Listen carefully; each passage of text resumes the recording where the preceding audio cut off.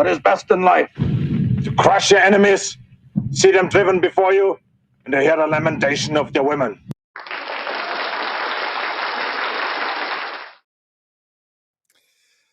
All right. What is it? Tuesday night? Must be the Tuesday Night Radio Baloney Live. I am your host, Richie Baloney. How's everybody doing? Good to see you guys. We already got Nevada, Turtles, Trudeau Survivor. It's hard to survive Trudeau. Let's see. How's everybody? We got, yes, it looks what Nevada. How you doing? Spambot fodder. Good to see everybody. All right. As you know, we are streaming on Rumble, YouTube, X, and Locals. Whoever gets the first like gets some extra amount, some multiple amount of good karma. Of course, everybody knows that when you like the stream or subscribe or whatever, you get some good karma. You get one very big, healthy dose of Radio Baloney good karma. But if you're the first, that could be 2, 3, 4, 5 times as much. It's multiples if you get the first one. Who got the first one tonight? Nevada got the first like. I'm going to say triple good karma. Triple good karma for you, my friend. In these troubled times, you might need it. All right. Trudeau Survivor got second. That means you get double good karma. And he's not taking PEDs. You know what? Then 2.5 good karmas for you, my friend. Spambot was like number 2. Well, if Trudeau's getting 2.5, you're getting 2, my friend. Let's see. Nevada says Carney is failing Canada bigly. He's a loser. He is a loser. He's awful. Why did Canada vote for the guy that Trump told them to vote for if they hate Trump so much? I just still don't understand. I still don't understand this. Really showed him. Let's see.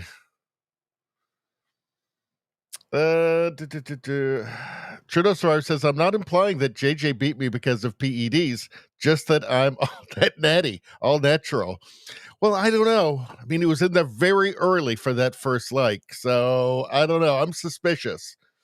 We're going to have to do randomized drug tests for the chat, I think, from now on. Let's see. Turtle says, 4th like. What? Prepping for breakfast and lunch tomorrow? Recovering from the flu? I'm feeling a bit under the weather myself, actually. We'll have to see how it goes tonight. 4th like, well, let's see. 3rd was double good karma. So I guess 4th is 1.65 good karmas for you. There we go. Hello, Balonians. How you guys? How is everybody doing? Turtle says, Carney wasn't invited to the table at the White House. Yes, he went and met his sycophant, Doug Ford, instead for the 4 millionth time. Just awful. It's just embarrassing. Trudeau survivors worried that Turtles is a super spreader. Uh-oh. Let's see. Worked 11 days straight and then got sick. Well, yeah, system gets weak. All right. Nevada's happy to see Noodle Lady, as we all are. Hypnotic, I say. Trudeau Survivor says that he says that he's worked his whole life straight, never worked any gay days. Not a single gay day. Let's see. Turtle says old school noodle. Very good. Let's see. All right. Rosie, how you doing? Good to see you.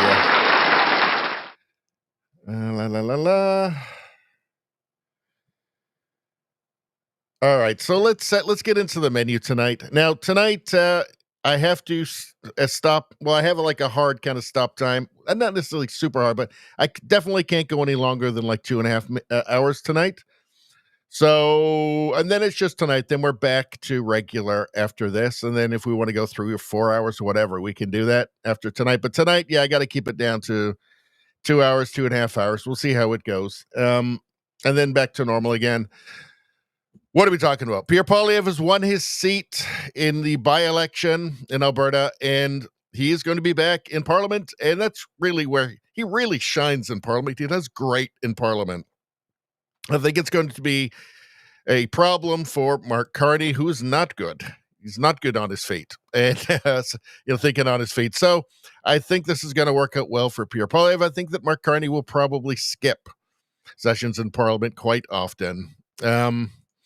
We have Woke Canada, Insane Canada, a man charged after allegedly assaulting home intruder. Somebody breaks into your house in Canada.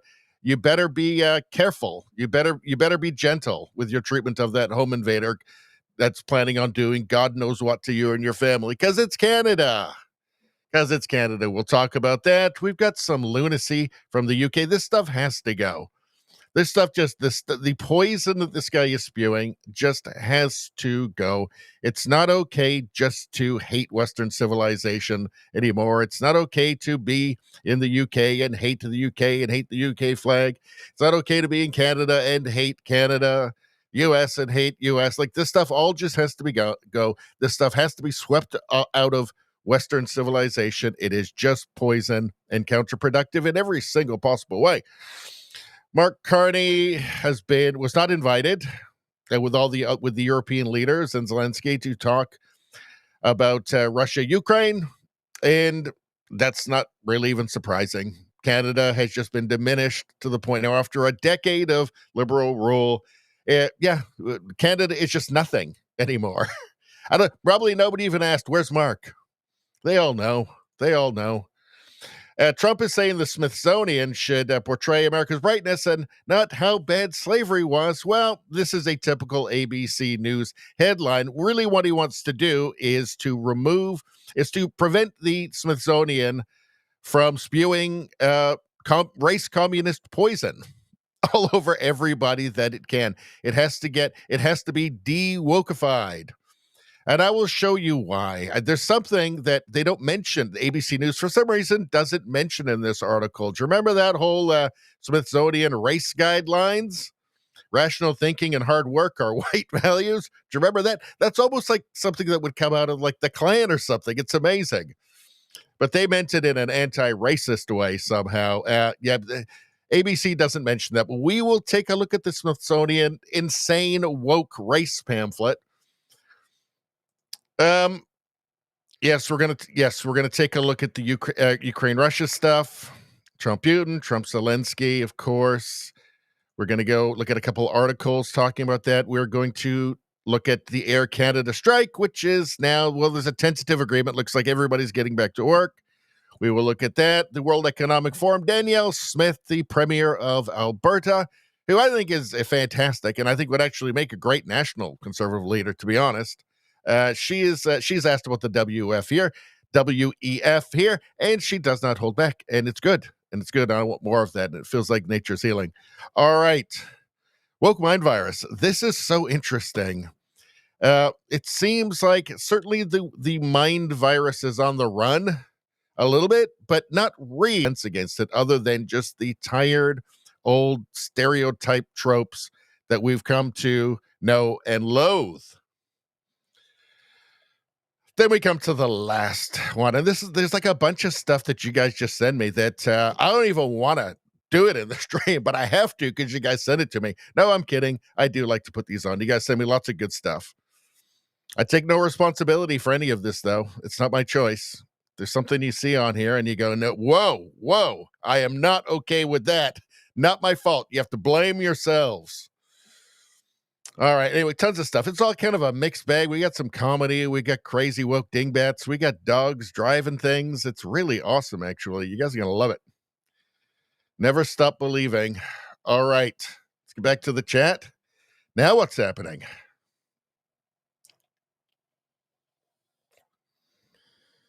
Let's see. Let's go back to the chat.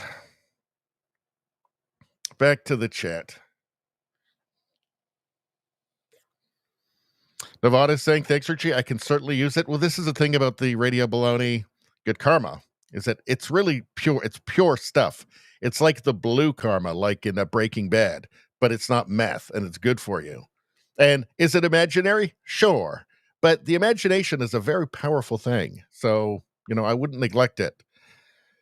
Get your good karma now. Like the stream, subscribe to the channel. You people know what to do. Listen to me. Listen to my words. Do as I say. I am your leader now. Turtles asked, does Carney drive a Tesla? I don't think so. If he drove an electric car, he probably doesn't actually drive. He just has a chauffeur, I'm sure. But it would be a Chinese EV, an EV from China, as they say. Gifted to him from Xi himself, I'm sure.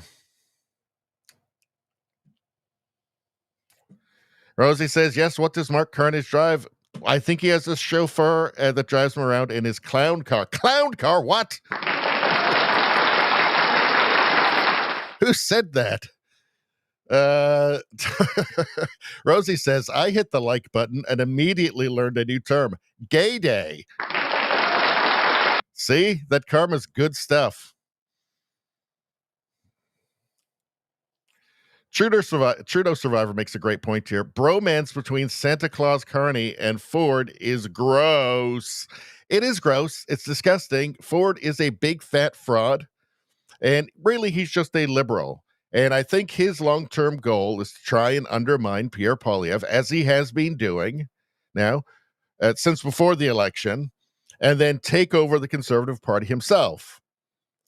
And then just be basically fat Trudeau or fat Carney. And no, that's never going to happen.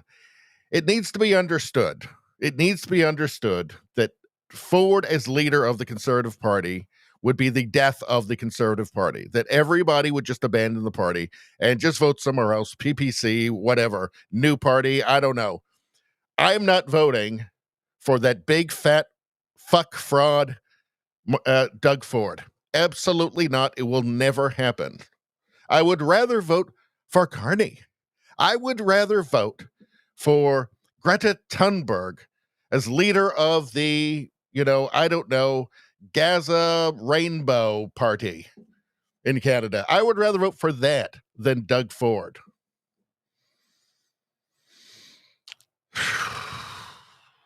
Turtle says never had COVID. Well, a lot of people had it and didn't have any symptoms. A lot of people had it and didn't know, right? This is not something that the media like to talk about very much. Well, they did it first and then they stopped. And then it became not having it's a symptom of having it. And I don't know. Let's see. Turtle says, oh, yeah, didn't that guy have to go to jail for defending his house? Well, this is a new case, and that has happened.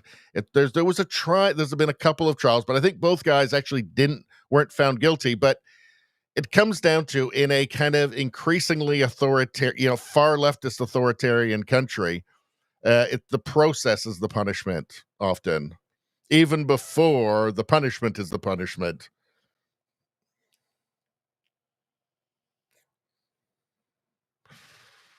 Turtle says, all those kids that put soup on all of those precious paintings never saw a day in jail. That could be a fact check.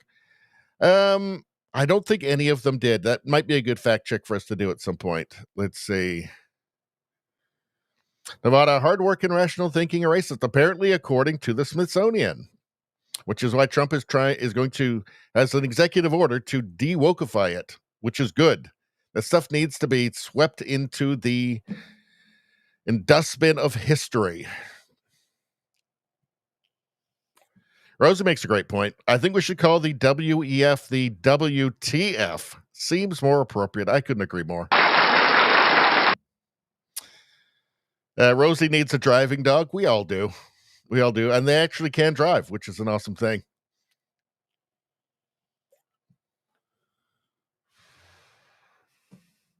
Trudeau Survivor says Alberta UPC decided to pay for COVID shots for healthcare workers.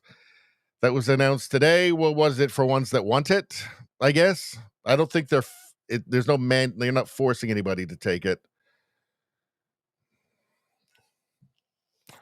Turtles, where is Greta Thunberg now? I don't know. She's probably floating on an inflatable raft somewhere in the Mediterranean, trying to paddle to Gaza. I don't know. I think that's what she was doing last time I heard. Trader Survivor says Carney's wife does the driving. She does the driving. She also does the looking like Skeletoring. Rosie says, I am listening. Just hit like. See, the chat is paying attention at the moment. Well, very good. Soon you guys will be talking about what you're having for dinner. I'm not even offended anymore. I gotta be honest. Let's see. Rosie says, "Correct. Congrats on Poilievre in office. It's a good thing. We will talk about it." Trudeau survivor, Saint Greta of the Blessed Sailboat. Did you know her boyfriend is a tree? And all she eats is birdseed. Delicious bird seeds.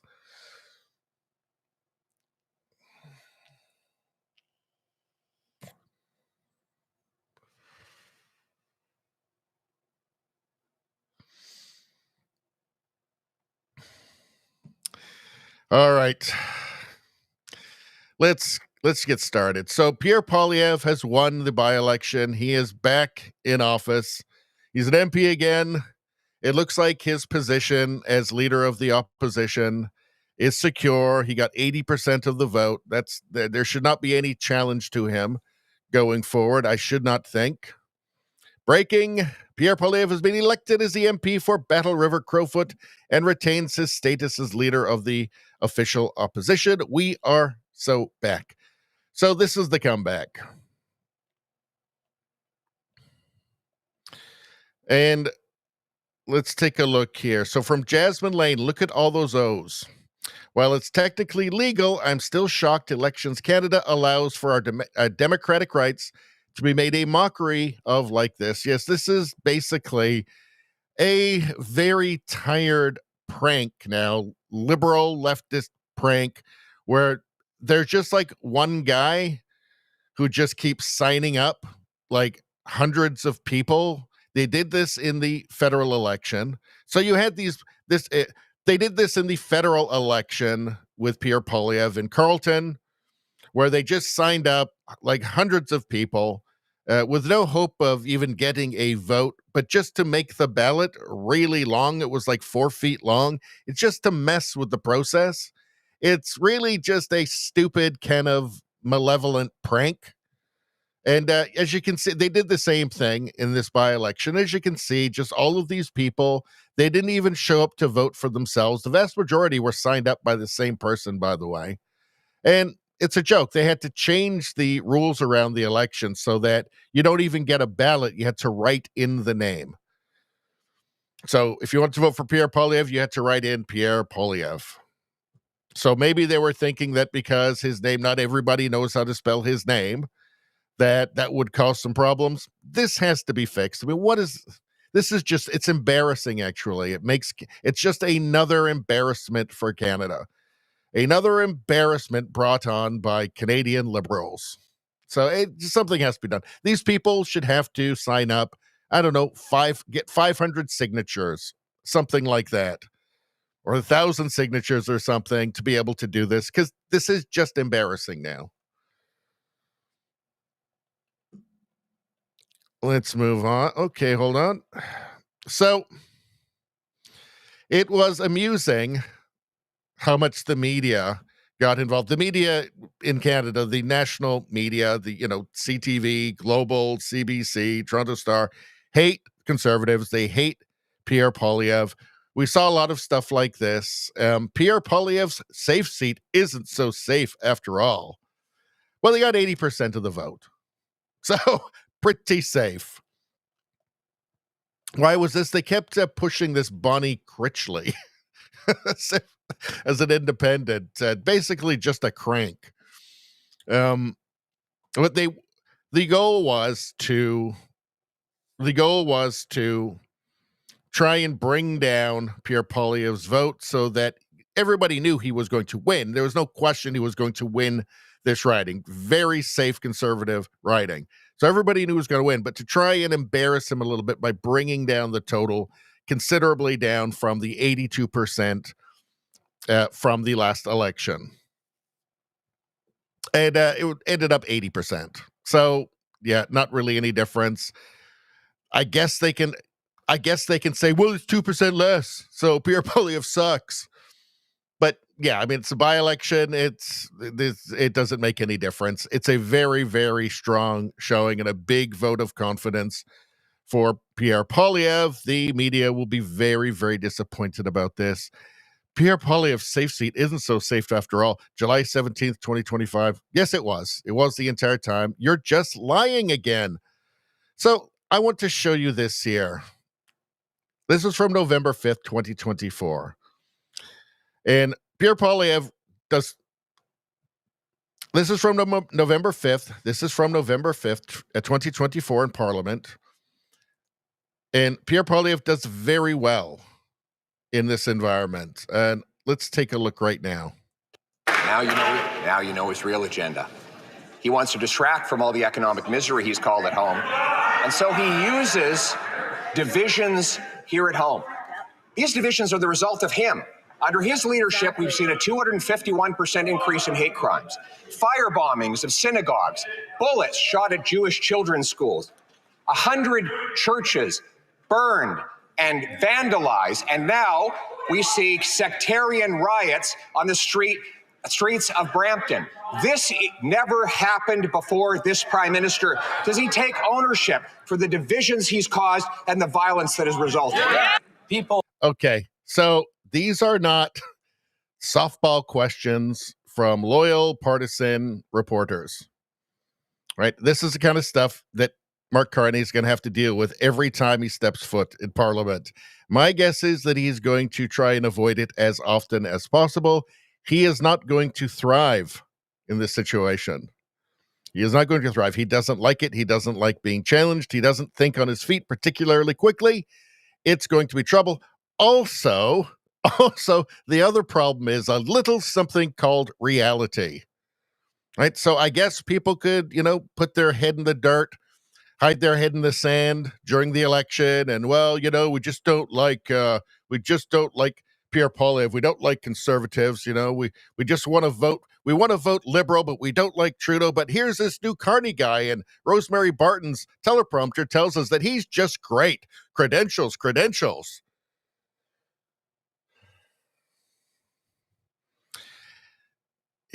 Mark Carney is not going to. So again, reality is quickly reasserting itself after the election, after the kind of fantasies and self-delusions of the election. And that is Pierre Poilievre's advantage, is that he can just speak the truth. He could just say, hey, all of these terrible things are happening to you, Canadian voter. This guy's responsible. And you can only deny reality for so long. Reality just always has a better argument. It's always going to assert itself strongly eventually. So, yeah, I am looking forward to this happening again and Carney being the one who has to answer. Because one thing you can't say about Trudeau is that he wasn't a good politician. Prime Minister, awful. The worst ever. Just appallingly bad at running a country. Just literally, I think the worst prime minister in Canadian history. Maybe he has some competition from his father, but appalling. Just an appalling wreck. But as a politician, he was good. He did have good political instincts. So anyway, I am looking forward to it. Pierre Poilievre says that a key priority once he returns to Parliament is to focus on prosecuting the government. I like the sounds of that. And present a government in waiting for voters to see. Get ready, folks. Accountability is coming. Let's take a quick listen here. Focus on, yes, prosecuting the government. We did that very well. We ran Trudeau out of town. We defeated the carbon tax. But I think we also have to make sure that people see the strong government in waiting that we are. We know what to do in government. We need to make sure people see that, both in me and in our caucus team. And that will be the approach we take as we go into the fall session and beyond. Focus. So really the question is, because we are poised to now in the next election, whenever that's going to be, might be sooner than later, probably not, but we're poised to have a responsible, pragmatic, realistic government. And the question is will Canadians, and really I'm saying Eastern Canada, will they accept that? Will they ever see will they ever come across that line where it's fashion isn't a consideration anymore, where political fashion isn't a consideration anymore, and you just got to get real? That's the question. We're going to find out. Is Canada just California now? Is it just San Francisco? Is it New York City? Is it just a long trip down? That's what we're going to find out. Because if Canada wants to have a comeback, it's going to have to prove it in the next election. And I'm not black-pilled on it, but I'm also not convinced. All right. Let's get back to the chat. So what the hell is going on with you crazy degenerate dingbats? Let's see. What are you guys talking about? Probably not about anything that I'm talking about.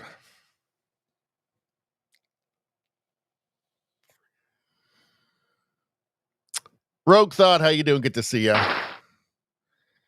Let's see. Nevada says Noodles is hypnotizing. Absolutely. I'm fascinated by Noodles. Noodle lady. Joseph, happy anniversary, Rosie. Everybody, happy anniversary to Rosie.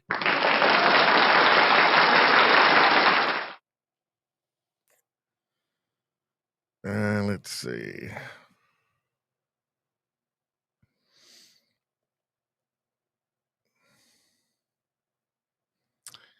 Let's see.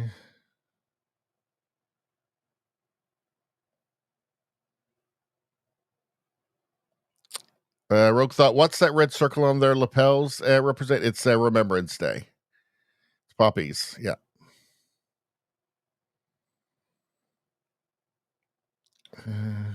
Rosie says, wait, is Richie still yakking? Yeah, because you're not talking about anything I'm doing. Anything that I'm talking about. This happens every time. You know, we'll start out okay, and then all of a sudden you guys are talking about something else, birthdays or something, what you're having for dinner. I don't care. I'm not hurt by it anymore. At first, I was very hurt. I was deeply depressed. Went into a deep depression over it, but I got over it. Let's see. Nevada says, oh, you know, Richie, always rambling about something. You lousy corksuckers. Fuck you. I'm not over it. Let's see. Rosie, blah, blah, blah. All right. Let's see. Izzy got like number 7. That earns you 1.15 good karma. There you go. Enjoy it. Xerxes, how you doing? Good to see you. Let's see. And you guys are just talking about like relationships. What? This is a politics show. Get your head out of your asses. Let's see. Xerxes says, sorry for your deep depression. It's just turning into rage now. And rage is actually healthy. Let's see. All right. Let's move on. So this is Canada. Don't be Canada. Canada is just a cautionary tale for the rest of the world. It just never ends. Lindsay, Ontario man charged after allegedly assaulting home intruder. Police say alleged intruder and homeowner are both facing charges.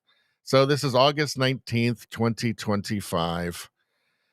So Melissa says, insane, a man woke up to an intruder in his apartment, tried to defend himself like any normal person would, and now he's being charged. Welcome to Canada. Welcome to Canada. Yes. In fact, let's pull up I should have done this before. Let's pull up the article. Okay. CBC. Lindsay, man, home intruder arrested. All right, here we go. See, the CBC will actually think this is a great thing. Man charged after allegedly assaulting home intruder in Lindsay, Ontario, police said. So both the intruder and homeowner are facing charges. Maybe it should just be the person who broke into somebody's house, the person who had no idea what that person intended to do. The person who woke up at 3:20 a.m. on Monday to an intruder in his house with no idea what was in that person's mind or what they're capable of. A man is facing assault charges for allegedly injuring an intruder at his home in Lindsay, Ontario, according to local police. The Kawartha Lakes Police Service says it responded to a call on Kent Street about 3:20 a.m. on Monday. According to police, the resident had woken up to find an intruder inside his apartment. The two had an altercation, and the intruder suffered life-threatening injuries, police say, and was later airlifted to a Toronto hospital. I think if you sneak into somebody's house, you break into somebody's house at 3:20 in the morning, or at any time, you're just in somebody's house uninvited, you've broken in. Whatever happens to you, well, I'm afraid that's just the way it goes. Let's say it's karma, right? I'm sorry. I think that there should be nothing off the table, and there should be no questions asked. It's what happened. I woke up at 3:20 in the morning, and this person was in my house, and now they're not ever going to do that or anything else again. That should just be the end of it. Okay, fair enough. Should have been in your house. I know that the leftists will say, well, your possessions are more important than somebody's life. No, my security, that of family, wife, kids, for any citizen, right? That is more important. Your just personal freedom to feel secure in your own home is more important. Your personal safety, your own right to life and security is more important than that person who broke into your house at 3:20 in the morning. It's more important than that person's life. I'm sorry, they shouldn't have done that. All options need to be on the table and then no questions asked afterwards. I think that's just the way that it should be. I think that's fair if you're going to do that. Because keep in mind, you don't know what that person has in their mind. You don't know what their intentions are. You have no idea, and you shouldn't have to figure it out or consider it. It's just there's threat neutralized, end of story.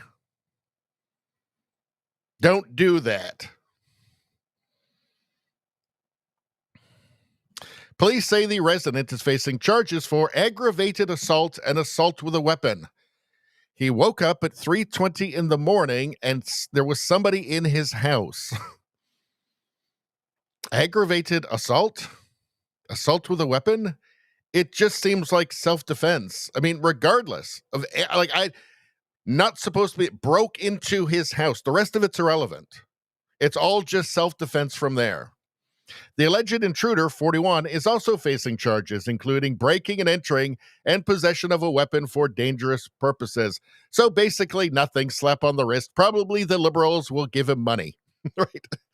Police say the man was also already wanted for unrelated offenses. Investigators did not provide any other information about the case. In response to a request for an interview from CBC News, Acting Staff Sergeant Brendan Johnson said that police have released all of the information that we are going to release at this time with regards to this investigation. Well, maybe there's something we don't know, but my feeling is you break into somebody's house in the middle of the night, you're not invited. Whatever happens to you is just, it's just luck, I guess. It's just up to fate at that point. Whatever happens to you really doesn't matter. What matters is that we can live without having people breaking into our homes in the middle of the night. That's kind of what matters, right? I mean, did this guy have family? Did he have children in the house? They're not releasing these details. I wonder why. I want to check something out as well. Hold on one second.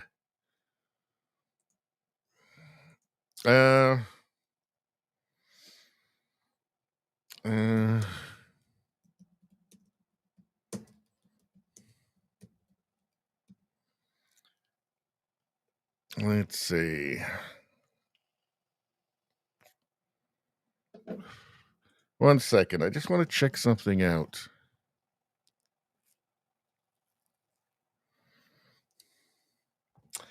Okay, in Canada, while a home invader can theoretically sue a homeowner for injuries sustained during the intrusion, they are unlikely to win unless the homeowner used excessive force or engaged in malicious behavior beyond self-defense.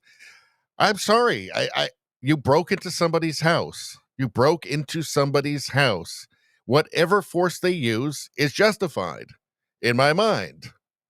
Just I mean, again, what kind of society do you want to live in? Do you want to live in the weird, like identity communist world where, you know, every criminal is catered to and every just law abiding citizen is oppressed? I mean, look, somebody breaks into your home. You have a right to neutralize the threat in whatever way you deem necessary. Don't break into people's houses. That won't happen to you. The law generally protects homeowners from liability for injuries sustained by trespassers, especially when those trespassers are attempting to commit a criminal act. How much you want to bet? Probably this home invader will end up trying to sue, even if unsuccessfully, right? It's the process is the punishment. Because the process in itself is a punishment. You've got to pay for lawyers. That can bankrupt you. Don't be Canada. Anybody watching anywhere outside of Canada, don't be Canada. And if you're watching or listening from inside Canada, we really need a change of government and to change the laws here. We really do. All right.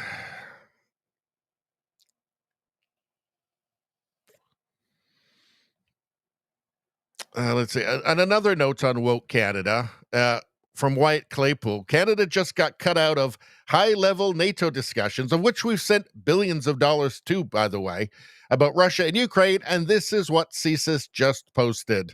Canada is not a serious country, folks. Back in June, CSIS launched its Pride Season celebrations with a few guest speakers.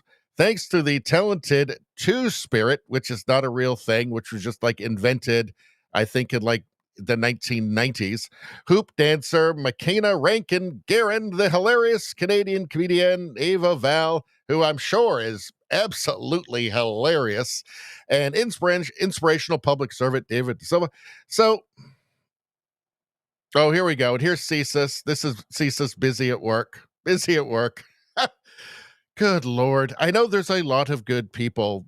I'm certain there's a lot of good people working at all these institutions. But the thing is that the woke, the race communists, the identity communists are expert at taking over institutions, getting to the top, and then trying to poison them from within. And, once that happens, the good people, and I think largely it's most of the people are really good people who care and want to do the right thing, but they're kind of powerless because they're at the mercy of fanatics, of ideologues. So there you go. Maybe not the right time to post that. Maybe not the right time. I guess they see it as a big win. Well, let's get back to the chat for a second. All right. In fact, actually, let's everybody loves it when we do ad reads on here. Everybody does. So we better get on top of that right now. Right now. Let's see. NCAA tune in. It says, please stick straight to the script. So I'm gonna I can't do my normal ad libs in this, people. I've got to stick straight to the script, and I'm gonna do that. And but we'll try and find a different one later where I can play around with it a bit. All right, the countdown is over. The rivalries are real, and the road to the championship begins on August 23rd. Westwood One Sports brings you every electrifying moment of NCAA football. From the first snap to the final whistle. Top teams, big plays, unforgettable Saturdays. Don't miss a second of the action. Listen to NCAA football on rumble.com. The Westwood One Sports app on westwoodonesports.com via Westwood One station streams or by asking Alexa to open Westwood One Sports. If it's sports, it's on Westwood One.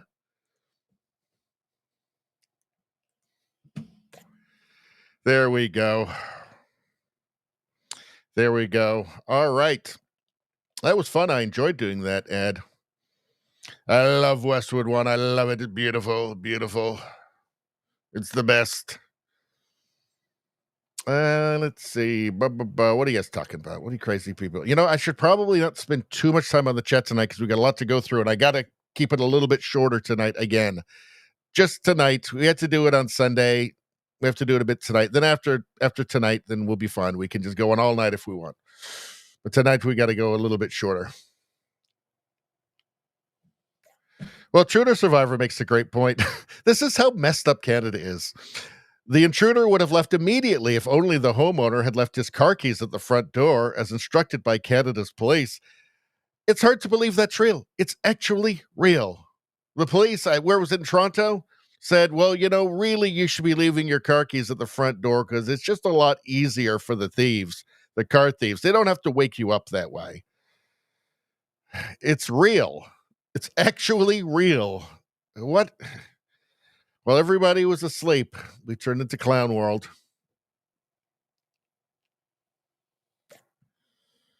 Let's see. It's a Maher check or something. Everybody subscribe to the channel right now. Subscribe right now and like the stream. Get on top of that. Oh, hold on. Nawada says 9 out of 10 would have been a 10 with some commie hate. I know, but they told me I can't. And I don't want to get kicked out of the program. Rosie says, wow, verbatim, impressive, 10 out of 10. Thank you, Rosie. Spambot Fodder says, how many pennies did you earn for that 10 out of 10 reading? I believe it was $1.30, which is high. High. Everything better with noodles, JJ. Rosie says, stick to the script. Sure, has not happened yet. Well, I have to one of these ones. All right.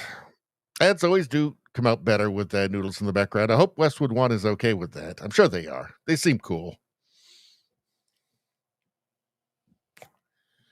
Let's see. Rosie says, yeah, I would have given 11 out of 10 for addition of commie hate. I can't. They won't let me. Turtle says, nice, 10 out of 10, 14 cents for you.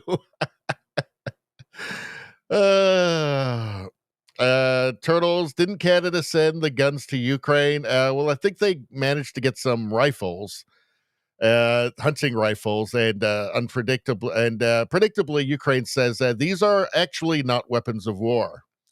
So you guys seem to be fairly confused in Canada.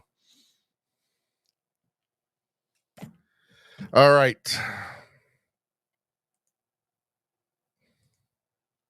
So let's take a look at the UK here. So the UK is in so much trouble. They seem to be waking up now, but maybe they're too far gone, right? From Peter Lloyd, the English and UK flags represent colonizers, racism, and the far right. They're about whiteness, not patriotism. They tell immigrants that they shouldn't be here. Well, illegal ones shouldn't be there, should they? And also, maybe ones that just showed up and committed crime shouldn't be there, and also ones that hate Britain, perhaps. I don't know. Let's take a look. Well, I think this is the problem. It's not that the far right have co-opted the flag. It's the fact that we don't seem to understand what this country is and the history of these symbols. So both of these flags which you've displayed here, those are the flags which flew on ships which enslaved my ancestors. Those are the Okay, now talk about how the British Empire ended slavery across the empire. You know, all those places where slavery had existed for time immemorial before they'd ever seen an Englishman? You know those places, right? Do you know the cost? It cost. They had to basically pay their colonies to stop doing slavery because they liked doing it. Big industry, respected industry across the empire. They had to pay them to stop, especially in Africa. They just paid off that debt like 10 years ago. So I guess he's not going to mention that, though. Oh, the fact that, you know, the whole rest of the world did slavery, and like way more than the English ever did. But he's not going to mention that, is he? Because that's not part of the narrative. Flags which the British Army marched into places like India, Pakistan, Bengal, Africa, and colonized 25% of the world. The reason the far right picks up these flags. Yes, and brought like common law, rule of law, infrastructure, the modern world, all of that. Flags, and has consistently, since the 60s, 70s, since my parents' generation have been in this country, is because these flags represent the racism which they are putting out into the world. And I would just point out, this campaign of putting these flags up, this is not some benign, let's just be patriotic.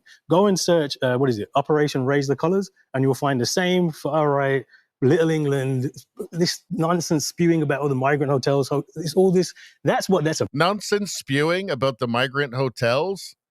So people just show up on boats, and the British people who have no right to be in the UK, and the British taxpayer have to pay to put them up in hotels and feed them while they do nothing, give them phones and cash. What do you mean nonsense? No, I think they have a perfect right to be upset about this. But people aren't putting up this flag to celebrate Britain. They're putting up this flag to remind us that Britain is white and we shouldn't be here. Oh, for God's sakes. This is race communism. You're not allowed to, the indigenous people of England are not allowed to have their own country. That's what he's saying. Just burn it all to the ground. Burn it all to the ground. The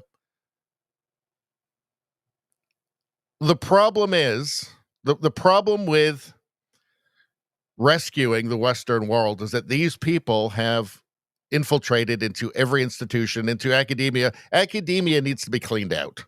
It just does. They've got to find a way to do that, whether it's just denying them funding, refusing to pay for the sabotage of their own societies. No taxpayer should have to pay a penny to this guy to sabotage their own country, to vandalize their own country, their own history, to lie about them, in fact. This is the problem, though. These people are everywhere, and they get into positions of power. This should be an embarrassment. He should be laughed at. He should be mocked. Right? When he goes onto a show, Good Morning Britain, they should laugh at him. They don't. They need to get to the point where these are no longer acceptable views. I'm not saying make it illegal. I'm just saying it should be mocked and shamed. Not just because it's intentionally malevolent, but because it's historically illiterate. And it's just not an accurate reflection of reality. So for those reasons, which I think are very good reasons. It seems like the UK is starting to wake up, but it's got a lot of work to do. A lot.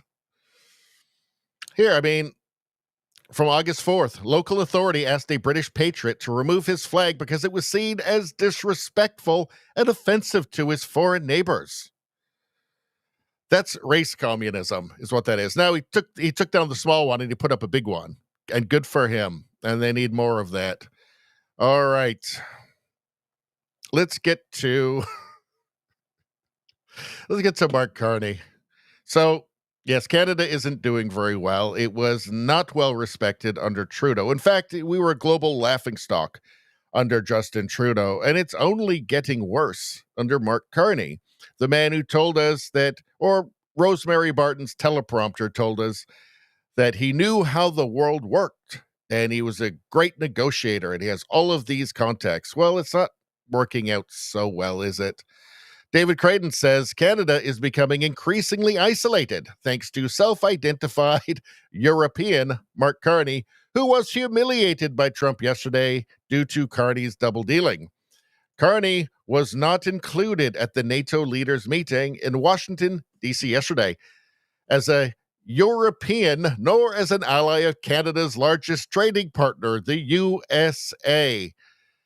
Yes, it turns out that Mark Carney wasn't able to rally the EU to become the new leader of the free world, rallying the world against evil Orange Man. It turns out that he never had that kind of leverage at all, which obviously every sane person knew all along.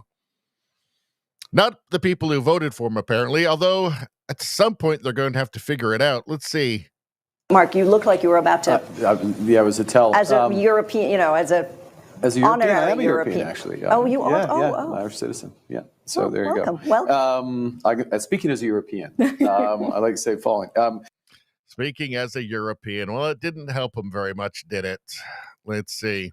Ryan Garrettson posted, was the media in Canada told not to discuss or bring up the fact that Carney wasn't invited to this because their silence on the matter is deafening? Yes, so they're all talking about Russia, Ukraine, peace deal with Trump, and no Carney to be seen. Not invited. Not invited. So, yes, the man who knows how the world works was not invited. So, again, it's just another embarrassment for Canada, especially considering we've given billions of dollars, right? The leader of Finland is there. We've given, I think, 4 times as much for Ukraine as that guy, but not here, but not there, not there, not part of it, kicked out, ignored, not wanted, not respected, just like Canada, because of a decade of liberal policies. All right. Here's Mark Carney. This is the guy who's running the country. This is the guy that was elected to lead Canada. He's asked about Air Canada here. And watch Mark. This is from Mark Nixon. Watch Carney get ambushed by reporters. Deer in headlights. Well, let's take a look. Can we get an update on how trade talks are going? How are they going? Good morning. Bonjour. How are trade talks going? Well, actually, I'm just going to meet with Minister LeBlanc. We'll have a discussion of that, and important discussion with Premier Ford this morning on a variety of aspects for the Ontario economy, the Canadian economy, which of course includes trade, but goes much more to the issues that we can control and how we build out from within. Like what would some examples be? Well, we'll talk about the housing sector. We'll talk about steel, auto, new sectors of the economy, including artificial intelligence, what we're doing in terms of making Canada competitive. What's your advice to President Zelensky regarding should he accept any deal? I gave that advice yesterday in a meeting with President Zelensky and the coalition. And what was it? What was it? Do you have any comment on Air Canada, sir? Anything to say to Air Canada union workers? Well, they let him in on a Zoom meeting, but I think they muted him. So, totally hopeless. Ryan Garrettson posted this. The Liberal leader of Ontario just can't stop fawning over Carney. He's doing a really good job. Okay, let's take a look. So this guy is a big, fat fraud. And I think he's angling himself to be the next Conservative leader. He's been sabotaging Pierre Poilievre since the election and before, actually, and trying to undermine Pierre Poilievre in the hopes that the Conservatives will fail, and then he can seize the reins of the Conservative Party and then become Prime Minister, which will never happen. I will never vote for this big, fat fraud. I would rather vote for a photograph of a cloud that looks vaguely like Greta Thunberg, then I would vote for Doug Ford. We'll never vote for him, and I know that there's a large percentage of Conservative voters in Canada who feel the same way. They would rather vote for the NDP, whose leader, who they were running a tree with a face painted on it, than this guy, than this big fat phony. The fat Trudeau, fat Carney. Anyway, let's give him a chance to listen to what he has to say. Today is Pierre Poilievre's by-election. If he gets elected, I'm wondering what's your advice to him going into the fall sitting of the Parliament? Work with the Prime Minister. How so? Let's team Canada. Let's put our political stripes aside and start working together collectively on large infrastructure projects, on other areas that he can cooperate with the government. Last question. Would you have plans to meet with Poilievre to push that message and make sure that he is working with the Prime Minister? All I want to do is move forward collectively as a government. I don't care about political stripes. The person I'm working with right now is the Prime Minister of the day. And as far as I'm concerned, he's doing a really, really good job considering the position he's been put in. I challenge anyone to try to deal with Donald Trump, myself included. Well, what about every other country in the world that has a deal with him, but Canada doesn't? So are you challenging all those other leaders who have accomplished something? Because, I mean, it is literally like everybody else. It just, Carney's the only one who's completely failed. So are you paying attention, Dougie? Or do you really care about any of this? Do you care about the country? Are you just looking at your own political fortunes in the future? Are you just nothing more than a purely malevolent, cynical actor? And fat. Fat as well. Are you just fat Trudeau? I think we know the answer. Different type of cap. But we're united. We know what we need to do. And we know that we need to cut the regulatory burdens off of companies, lower taxes, put money back into people's pockets, support companies that need investment to grow and expand here. But Carney's doing a great job. Carney's doing a great job, though. I don't believe a word that comes out of this guy's mouth. He's not even he's a progressive conservative. He's not a conservative. He's a liberal. He is a liberal, and he will never become leader of the Conservative Party in Canada. I do not believe, because there are too many conservative voters who would rather just, again, they'd rather vote for, if the Green Party put up a squirrel, they'd rather vote for that than this guy, myself included.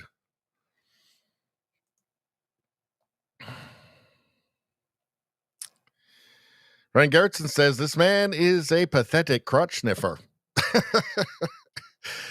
Carney's doing a really good job at what exactly? Well, nothing, because it's this. He's just a political opportunist. So you can't believe a word that this guy says. All right, let's get back to the chat for a second. What are we, an hour in? Let's see, an hour in. It's getting crazy in here. It's getting crazy in here, people. All right. Nevada says, I'm at the garage, and every time I start to type, my dog wants me to pet her. Well, that's dogs. That's why you love them.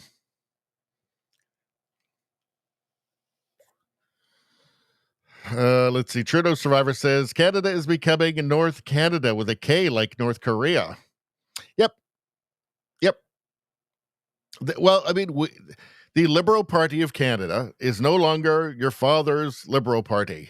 It is now, Justin Trudeau told us, explained to us, that it was now a progressive party.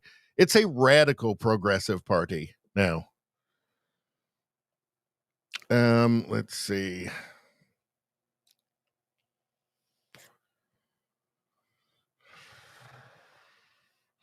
Rogue thought, I think this was regarding the rice communist in the UK that we saw. The same tactic every time, this guilt-tripping people into appeasement, meanwhile destroying the country to bring about your ideological utopia.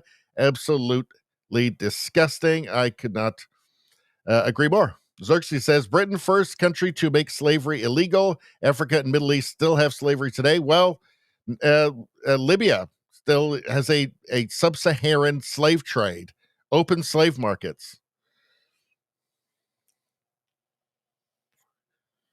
All right.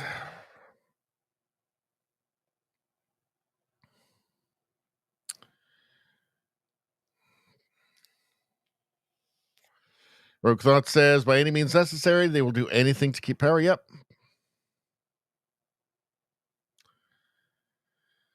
Let's see.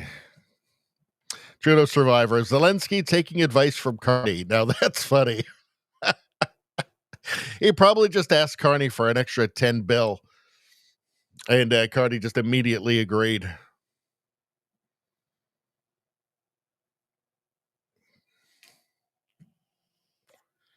Turtle says, saw a police alert about money being dropped by women's cars, and it has fentanyl rolled up in it. The women pass out and are kidnapped. This has been happening actually for a while. We've got that. We're going to get to that. In fact, maybe we'll do that one right now, actually, because that is a real thing. In fact, it's right here. Very dangerous, very scary. This hasn't just started happening. This has been going on for a few years at least now. And it's really scary. All right, all the women out there, I've got a new trend going on right now. Dangerous as can be in the parking lots. This is what they're doing. They're going to have a dollar bill, usually $20 to $100, folded up, laying it on the ground, usually going to be on your driver's side. on the ground, but a lot of times they'll put it by the back trunk, and they've already watched you go in the store. They've already got someone inside the store, watch you come out of the store, and they're already planting it by your vehicle. As soon as you go to pick that up, again, it's laced with fentanyl. As soon as you open that up, you're going to immediately get dizzy, get a splitting headache, and probably collapse to the ground. That's when they're already ready for you. They move in with the van, load you up, and they're going to take you away. It's a trend going on right now, and there's several hundred women that have gone missing due to picking up a dollar bill of some type like this in the parking lot. They collapse and they take them away. Women, please be careful out there. I've also got another photo. Hold on. They're also using a dollar bill, usually a lot of times like this, but they'll be folded up as well in your windshield wiper, like you can see here. Do not open it up. As I've said before, it's laced with fentanyl, and they're looking to kidnap you. So please, women, be on the lookout for the dollar bills. Do not pick them up off the ground for your safety. Y'all take care. Be safe out there. Have a good day. Well, I guess they need to put more social workers in parking lots, huh? Yeah, this is scary stuff, terrifying stuff. So, yeah, be aware of that, because it hasn't just started happening either. I've heard about this a while ago. It's a real thing. All right, let's get back to it. All right. Trump says Smithsonian should portray America's brightness, not how bad slavery was. So this is the headline from ABC News. Trump confirmed White House lawyers will go through the museums. So I wonder if they're going to mention this. This is an article from Newsweek from July 17th, 2020. In Smithsonian race guidelines, rational thinking and hard work are white values. White values. So this is the Smithsonian. So Trump wants to de-wokeify the Smithsonian. I wonder if this is one of the reasons here. Let's see. Let's take a look at this thing that they put out, talking about race, aspects and assumptions of whiteness and white culture in the United States. I've shown this to you guys a bunch of times, but rugged individualism, the individual is the primary unit, self-reliance, whiteness, evil whiteness, independence and autonomy, highly valued plus rewarded. Wait a second, aren't these like things that are like that happen in a healthy society, a well-functioning society? Huh. Nuclear family, father, mother, 2.3 children is the ideal social unit. No, it's whiteness. Whiteness. White people invented the nuclear family, didn't you know? One thing that's amazing about this is just how actually racist it is to assume that like only white people or white people invented the idea of the individual as the primary. Like nobody's ever behaved that. Maybe white people did. And even if they did, that's still a good thing. But how insulting is this? It's actually genuinely racist to say that, like if you're self-reliant, you're doing something wrong. You're doing whiteness. The nuclear family. I mean, are we supposed to believe that white people invented the nuclear family? Honestly, how insulting and strange is this? Just weird. Let's see. Emphasis on scientific method, objective, rational, linear thinking. That's something only white people would do. Cause and effect relationships. I mean, come on. This is lunacy. Total and utter lunacy. Hard work is the key to success. It is. Like every successful person anywhere in the world knows this. Work before play. So not being lazy is whiteness. Whiteness. Truly bizarre. So, but apparently Trump wants to just say, but apparently Trump wants to portray America's brightness, which why would that be a bad thing? And not how bad slavery was. So maybe just not obsessing on the one thing that, for one thing, was happens all over the world. Anyway, like everywhere in the world there was slavery, and they ended it in the United States. They ended it. Which is an important point, which they never seem to comment on. Let's see. Do we have video from Trump on this? Okay, so here we go. Let's take a look. In a statement to ABC News, the Smithsonian wrote that they are reviewing the letter from the administration and will, quote, collaborate constructively with the White House.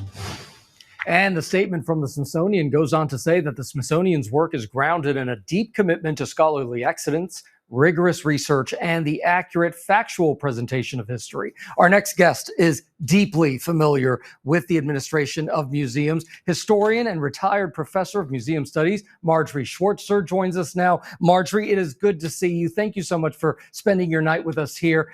So I understand you've read the directive from the White House right now. What's your reaction to what the Trump administration is requesting from these 8 Smithsonian museums?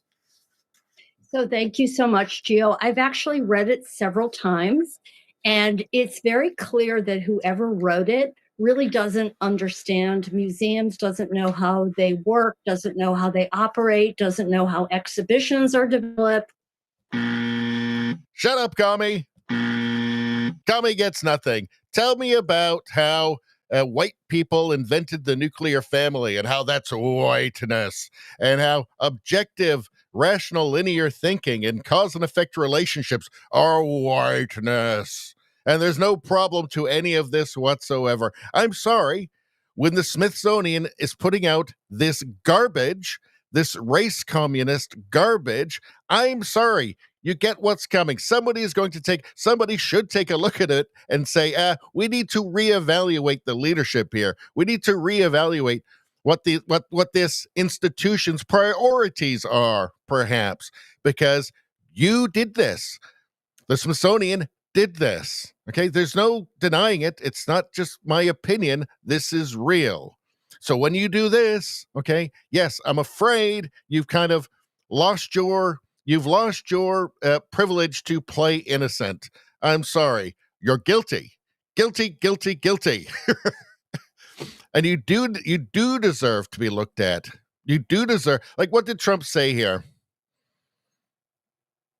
He said the Smithsonian is out of control, where everything discussed is how horrible our country is, how bad slavery was, and how unaccomplished the downtrodden have been. Nothing about success, nothing about brightness, nothing about the future. Yes, these are things you should talk about. The United States is the most remarkable country that has ever existed. Yes, there are stains on it, but the United States has corrected those mistakes. It has done its best to correct those mistakes. And again, it's the most remarkable country that's ever existed. Okay, and we're talking about for human well-being here, for opportunity, for freedom, for rights, for individual rights, for free speech. That's not up for debate. That's just an accurate description of the country and its history. And by the way, can we exercise just a little bit of perspective? Take a look around. Take a look around the rest of the world, okay? That matters. Because when you say that the United States is just bad and blah, blah, blah, you have to also ask the question, compared to what? Trump said, we are not going to allow this to happen, and I have instructed my attorneys to go through the museums and start the exact same process that has been done with colleges and universities where tremendous progress has been made. The country cannot be woke because woke is broke. Everything woke turns to shit. We have the hottest country in the world, and we want people to talk about it, including in our museums. So, again, I'm sorry.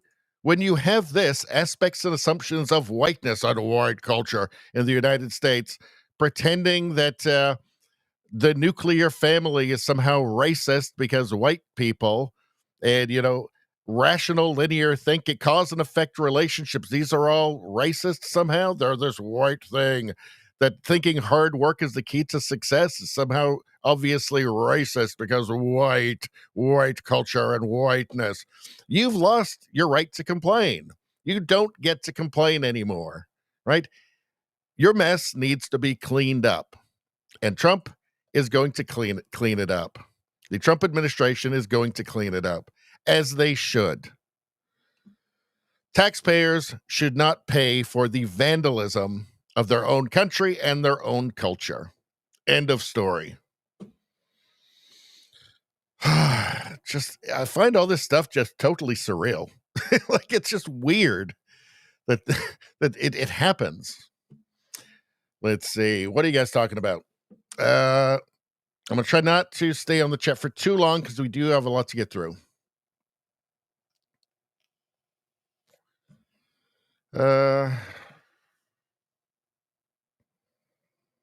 Let's see. And do not pick up those dollar bills with fentanyl on them, people. Do not do it. Just let it go. If it's 20, just let it go.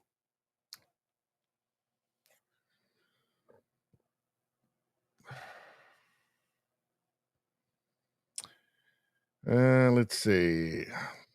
Rogue Thought says the Marxists really hate that pesky nuclear family. They do. Can't have the kids not believing the government is their daddy.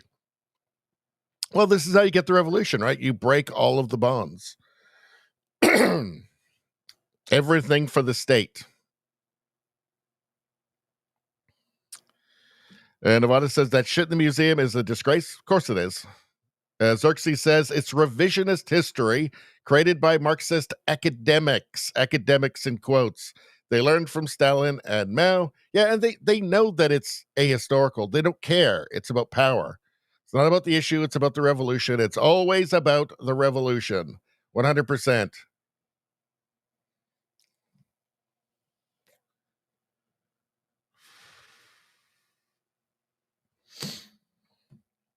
Nevada says, I'm certain she's not a commie. Noodle Lady is not a commie. I don't believe it for a second. Nobody can convince me of that. Rupa Subramania posted this, and she's talking about this image here of Trump sitting with all of the world leaders, minus Mark Carney. She says, powerful image. Any theories about America's declining hegemony should be put to rest. Trump is slowly but surely restoring the country to its rightful place. Yes. Daniel D. Martino says, one picture says it all. The free world is led by America. Reagan looking down upon them is chef's kiss. There he is. So, yeah, he's taking the reins. You now have a president who's fully in command of the situation. Now, in terms of actually getting a peace deal, something actually coming from this, I'm not convinced because I'm not sure anybody could, because there's no leverage. Trump really has no leverage. Russia knows that if it just keeps going with this attritional war, it will win. It will grind down Ukraine. This is what happens in attritional wars. One side's got a lot more of everything than the other. That will just happen, right? The only leverage is really that, okay, that it can end sooner and there will be less cost to Russia. That's really kind of it. Now, let's go here. White House presses meeting, security guarantees that Russia has yet to accept. So this is from the New York Times. White House spokesman said Vladimir Putin had agreed to a meeting with Vladimir Zelensky, but Russia has not confirmed. President Trump said American troops would not be deployed in Ukraine. I'm not convinced these two are going to actually get together. There's a lot of water under the bridge there, and I know that Putin wants him gone. Whatever, when it ends, I don't think it's going to be acceptable for Zelensky to hang around. Among the possibilities discussed was it deploying European troops in Ukraine as peacekeepers. Not going to happen, which the United States could potentially back with air support, but not, President Trump insisted, American ground troops. Russia has flatly rejected the idea of an international force on its borders on multiple occasions the entire time. They've been saying this the entire time, It is not going to happen. That is not going to happen. Did I have anything else highlighted here? Let's take a look. Yeah, that's not going to happen. Let's go here. This is the Washington Post. All right. Here's what Russia and Ukraine have demanded to end the war. First, we'll go to this map. So these areas here are where Russia is now. So this is the Donbass here, and here's Donetsk. You can see they've got most of it. Luhansk, there's I think a tiny little bit over here that the Ukrainians still have. Zaporizhia, they've got a large portion of that. Kherson, they've got a large portion of that. Crimea down here, that's just gone forever regardless. But so are these areas. There's no reason that Russia would give them up. They don't have to. They can just keep going. I mean, Russia knows that if it continues, it will just end with terms of surrender. So, and they're going to want all of this and all of these different oblasts, these 4 different oblasts. And there's nothing anybody can do to stop them. And that's just the truth. I'm not picking sides or cheerleading. I'm just describing the reality. Russia annexed Crimea, including Sevastopol in 2014, although it remains internationally recognized as part of Ukraine. Well, they did have a vote on it there. So since Russia invaded Ukraine in 2022, it has illegally annexed other regions, including all of Luhansk, much of Donetsk, and all of Luhansk, and much of Donetsk, and large parts of Kherson and Zaporizhia. But Ukraine continues to hold strategic territory in Donetsk. In its June memorandum, Russia said a key parameter of a final settlement is the international legal recognition of the incorporation of all 5 of those regions into the Russian Federation. And that's not up for bargaining.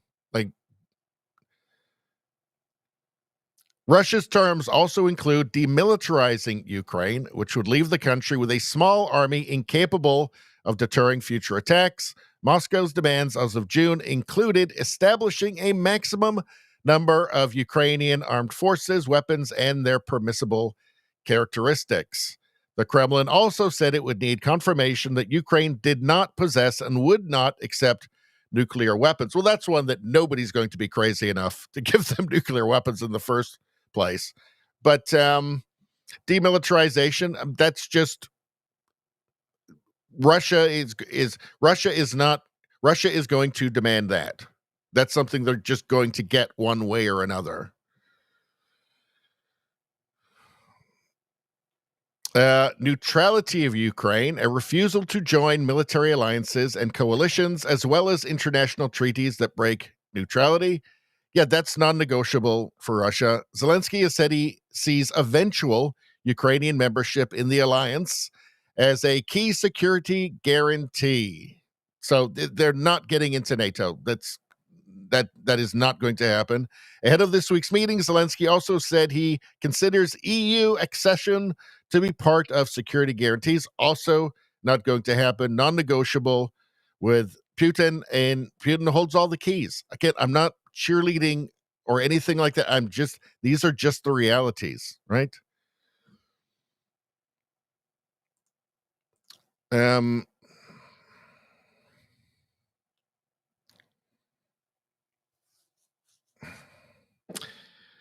All right. So after meeting with Putin, this is from the 16th, Trump holds a 1-hour call with Zelensky, then G7 NATO leaders join for another 30 minutes. Now, this is interesting. What do you guys think this means? I think this moment was far more important than we realized. This is from Clandestine. This is from yesterday. While Trump has NATO leaders and Zelensky in a photo op, he directs their attention to a painting from that day in Butler. And all the leaders look like they just saw a ghost. Does Trump know who tried to kill him? Well, I don't know. I mean, this is some heavy speculation here, but let's take a look. Not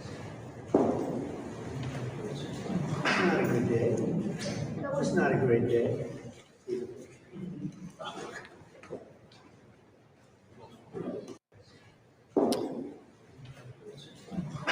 good day.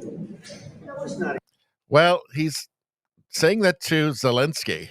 I wonder if Trump does have his suspicions about Zelensky. Let's not forget that second assassination attempt. That guy, what was his name? Routh? He had connections to Ukraine. So, I mean, it feels kind of intentional, doesn't it? Kind of intentional. It could just be like, look at what a badass I am. It could just be that, and everybody's going to do what I fucking say. I don't know. Interesting, though. I mean, it's fun to speculate about. Now, this is interesting, too. The cameras kept rolling for a few minutes after the White House meeting with President Trump, Zelensky, and European leaders officially ended, in which they were caught on a hot mic moment in a candid exchange about the press. So this is very interesting. Let's take a look. That's all we ask for is fairness with the media. Thank you all very much. Appreciate it. Thank you very much.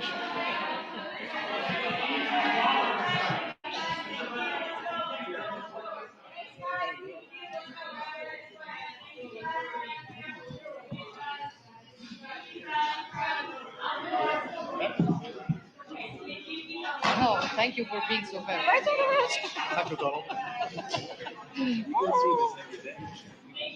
All the time. But he loves it. He loves it. For he does. But he loves it. He loves it, eh? I find Baloney kind of hilarious. I kind of like her. He does it always. I never want to speak with my friends. I never want to speak with my press. Very good player, golfer. You know. Yeah, I know. He went to college. But he says you always. That's I mean, there's nothing earth-shattering in that. It's just kind of an interesting look behind the scenes a little bit. You know, how they relate to each other when they think the mics are off. So interesting. All right, so that's all we got for that. Where are we next? So Air Canada has reached an agreement. So Air Canada reached an agreement with the countries. All right, hold on a second. I need a sip of coffee, people. God damn it.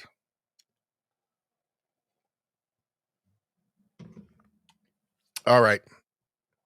From Reuters, Air Canada's unionized flight attendants reached an agreement with the country's largest carrier, ending the first strike by its cabin crew in 40 years that had upended travel plans for hundreds of thousands of passengers. So, now it's a tentative deal, but this comes after the Carney government ordered the workers back to work. They ordered them into arbitration. They refused, and then, a day later, they've got a deal. So, CUPE leader says he's willing to go to jail over Air Canada's now called illegal strike. So, the consequences of this may haunt the Liberals. Now, the reason that Carney won, the real reason that he won in the last election, is because they took about 10% of the NDP vote. The NDP was traditionally the working class union party of Canada. And over the last decade, it has just turned into a progressive farce, like a far left, a radical farce that doesn't represent working class people or unionists really at all. Under Jagmeet Singh, he basically ruined the party by just putting woke first on everything. So now they have a new interim leader, Don Davies, and this is him here. So this is really a much more traditional NDP leader. They would probably be smart to keep him on. They'll probably end up, again, probably running a photograph of a cloud that looks vaguely like Greta Thunberg, or perhaps a tree with a face painted on it. But this guy is actually much more in the tradition, the working class tradition of the NDP.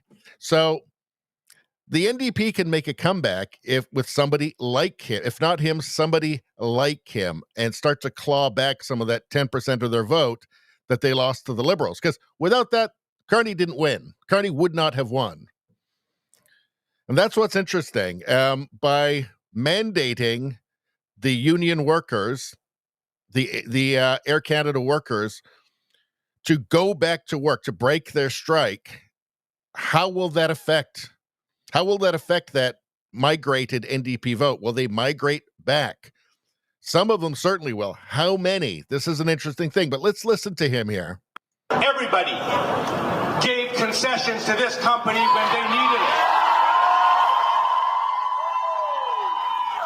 You signed 10-year collective agreements, unheard of in the industry. You rolled back your wages. You took all sorts of working condition concessions, and you did it to help the company. Now, where are we today? This company is making billions of dollars. Their executives are making millions of dollars, and they are sitting here wanting you to work for free. Let me tell you, sisters and brothers, slavery is illegal in this country. You hear that? They're loving it. The crowd is loving it, right? This is either him or somebody like him could bring back the NDP to where they were before. And at that point, as long as Pierre Poilievre can maintain his support, which I don't see him not doing that, I don't think people who have gone conservative are going to be going back again. If the NDP can come back and just claw back half of what they lost, Conservatives win in the next election. So it's a good sign for Conservatives. And I have to say, look, you should, whatever you think about unions, and unions unions make bad decisions all the time, but you have a right to strike. Like in a free country, you should be able to strike. It's only in the most serious conditions, most serious situations, should something like that, like a mandate back to work, be even considered. So they certainly got a point, I think, right? I mean, they felt the boot. They felt the boot that the Freedom Convoy, the anti-mandate people, they're feeling the boot now, and it seems like they're not liking it either. So we'll see where this goes, but it's an interesting development and badly misplayed by Carney. Badly misplayed. And, they've also got a point, right? Like, you should be paid for all of the work you do. I don't think that's unreasonable. The Carney government may have single-handedly started a period of intense labor strife with today's decision. David Coletto. That decision to send the workers to arbitration and effectively break the strike. So we'll see what happens. All right. Here is... All right, so we know... Okay, so the WEF has a new unelected psychopath running them. This is Liz Churchill posted this. Larry Fink, head of BlackRock. Let's hear what he has to say. What does BlackRock think of the common man? Where is he? Hold on. What does Larry Fink think of the common man? Let's believe it goes up as I believe it goes up as I believe it goes up as. Hold on, I've got a better video here. Where is it? Where is that Larry Fink video? Yes. That's not the right one. It seems to have disappeared for some reason. Hold on. Let me try this.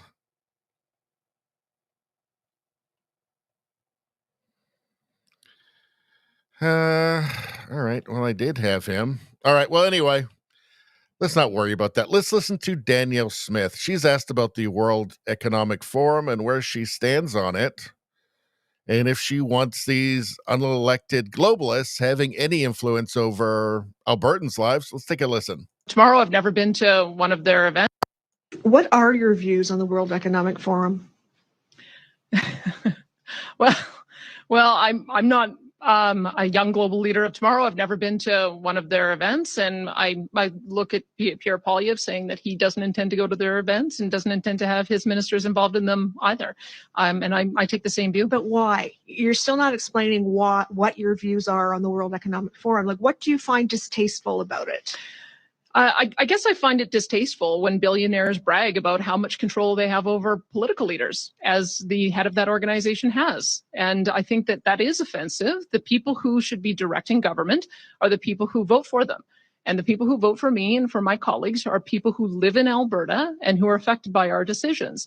And so, quite frankly, until that organization stops bragging about how much control they have over political leaders, I have no interest in being involved with them. My focus is here in Alberta, solving problems for Albertans with the mandate from Albertans.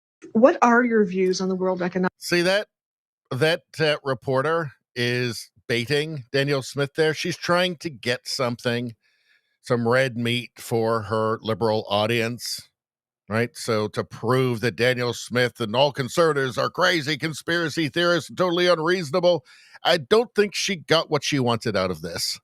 Right? That actually was pretty convincing and pretty rational and reasonable. So it didn't sound like a crazy conspiracy theorist at all, because it's actually not. I mean, what does the World Economic Forum do? Right? You have, global elites getting together every year and making plans for the little people. This is what they do. Right? You'll own nothing and be happy. They had that on their website. These are all their fine ideas. Everybody's going to have to share their car. 15-minute cities, all of this stuff, eat the bugs. This is all stuff on the World Economic Forum website. These are people who want to make decisions for you. You shouldn't be able to travel. You shouldn't be able to do this. 15-minute cities, all of this. You shouldn't be able to just own your own car. Yeah, I mean, it's not conspiracy. This is what they openly advocate for. And this isn't just like, a few, cranks getting together in at a coffee shop once a week to talk about their plans for the world. No, these are people who can do it. These are influential people. Let's see. Mark Carney was on the board of the WEF. Chrystia Freeland, the former finance minister and deputy prime minister, a trustee. Like, this isn't just a bunch of cranks getting together in some coffee house or a pub or something. No, these are actually powerful, influential people who actually can affect the lives of normal people. People who don't want their help, by the way, who never voted for them and don't want their help. So anyway, I like Danielle Smith's calm, measured response there. It's excellent. And I think every conservative can learn something from this. Because the media will try. It's an article of faith, right? That in the Canadian corporate media, that just World Economic Forum, elitists, globalists, it's all good. Anybody doesn't like it, they're crazy, they're cranks, they're, conspiracy theorists.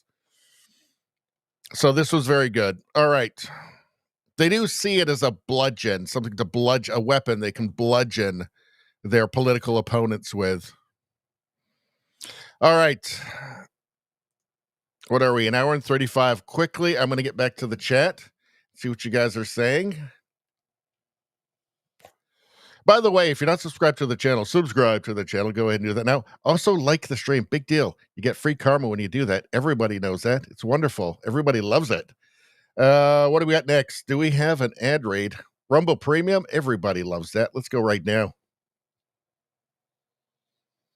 You've probably noticed Rumble is growing fast and it's not slowing down. They're building a real alternative to big tech that puts creators first, like me, and actually protects free speech. That's the most important thing, folks. And now there's Rumble Premium, an easy way to upgrade your experience. With Premium, you get ad-free viewing across the platform. That's nice. No pre-rolls, no interruptions, just the content you came for. Everybody likes that except for commies. Plus, premium members unlock exclusive content like bonus videos, behind-the-scenes drops, and more from your favorite creators. Radio Baloney might be one of those. Right now, Rumble is offering $10 off an annual subscription. That's a great deal. What a beautiful deal that is. Just go to rumble.com/premium. That's rumble.com/premium and use the promo code STUDIO at checkout. STUDIO at checkout. It's a beautiful thing. I became a Rumble Premium member, and I'm telling you right now, it was the happiest day of my life. Better than watching my first child being born. That's rumble.com/premium. Promo code STUDIO. No ads. More freedom and content you actually care about. That's the deal, and a good deal it is.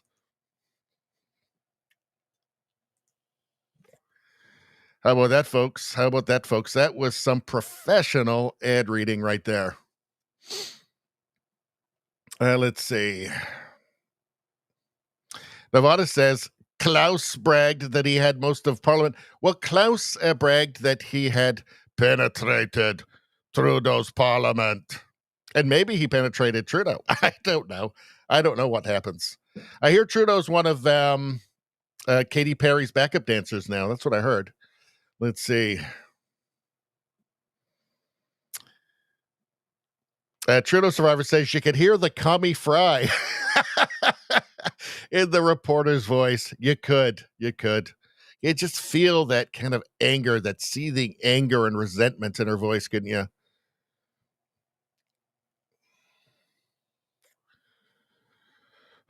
Xerxes says, is that the Alberta leader? She's good. Yes, that is. Daniel Smith. I think she's very good.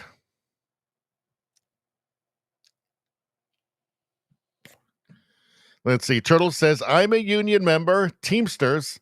Hence, Kamala came out at a meeting with a word salad. Of course she did. Let's see. Xerxes says, many Teamsters are pro-Trump. Yes, well, a lot of the unions went with Trump. Because it switched, right? It switched. And the same thing has happened in Canada. The left doesn't represent the working class anymore in Canada. And same thing in the States.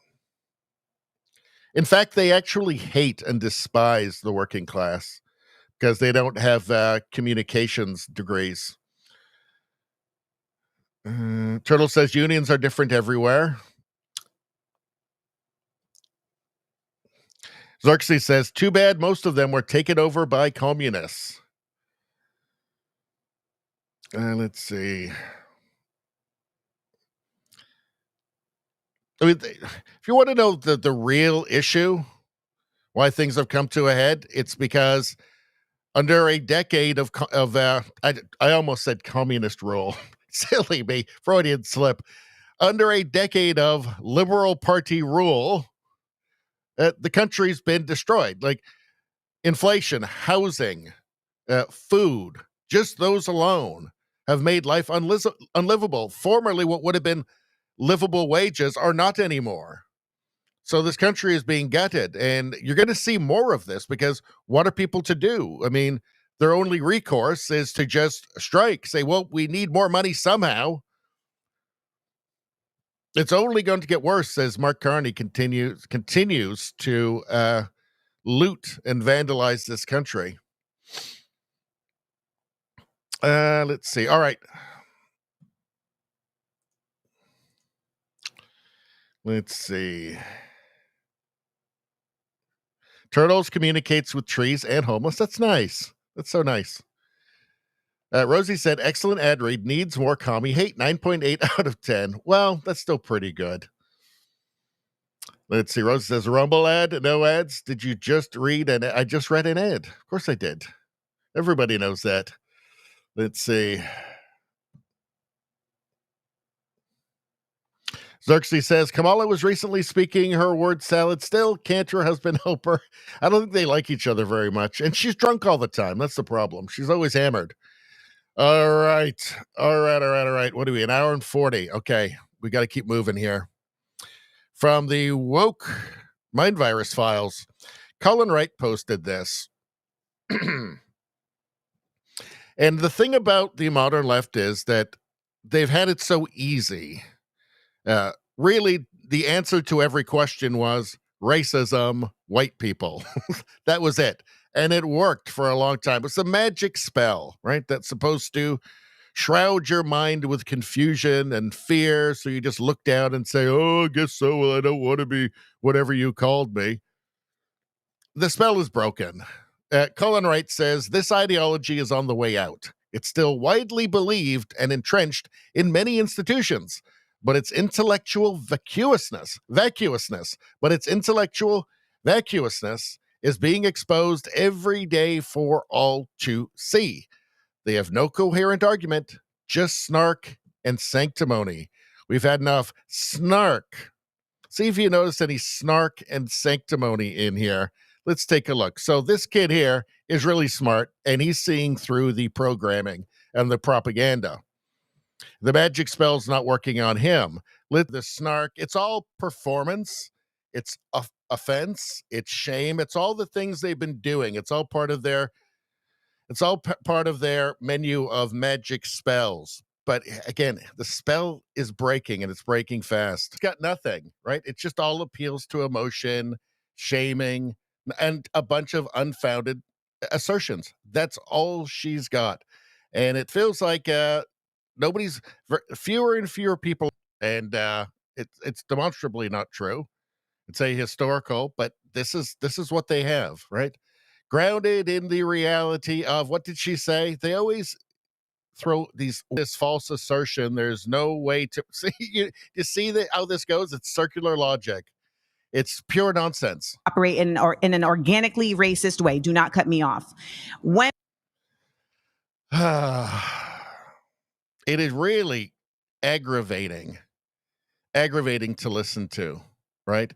And it's also aggravating to think that this young man, who's very smart, will have if he wants to go into academia and become a professor, it's going to be people like her that keep him out. Because he's not towing the line, because he's not just hewing to the established narrative, the academic narrative. I want to show you this. Robin Minotti posted this, the 9 principles of propaganda. All right. So did we notice any of these in what we just saw? The 9 principles of propaganda. 1, lie big.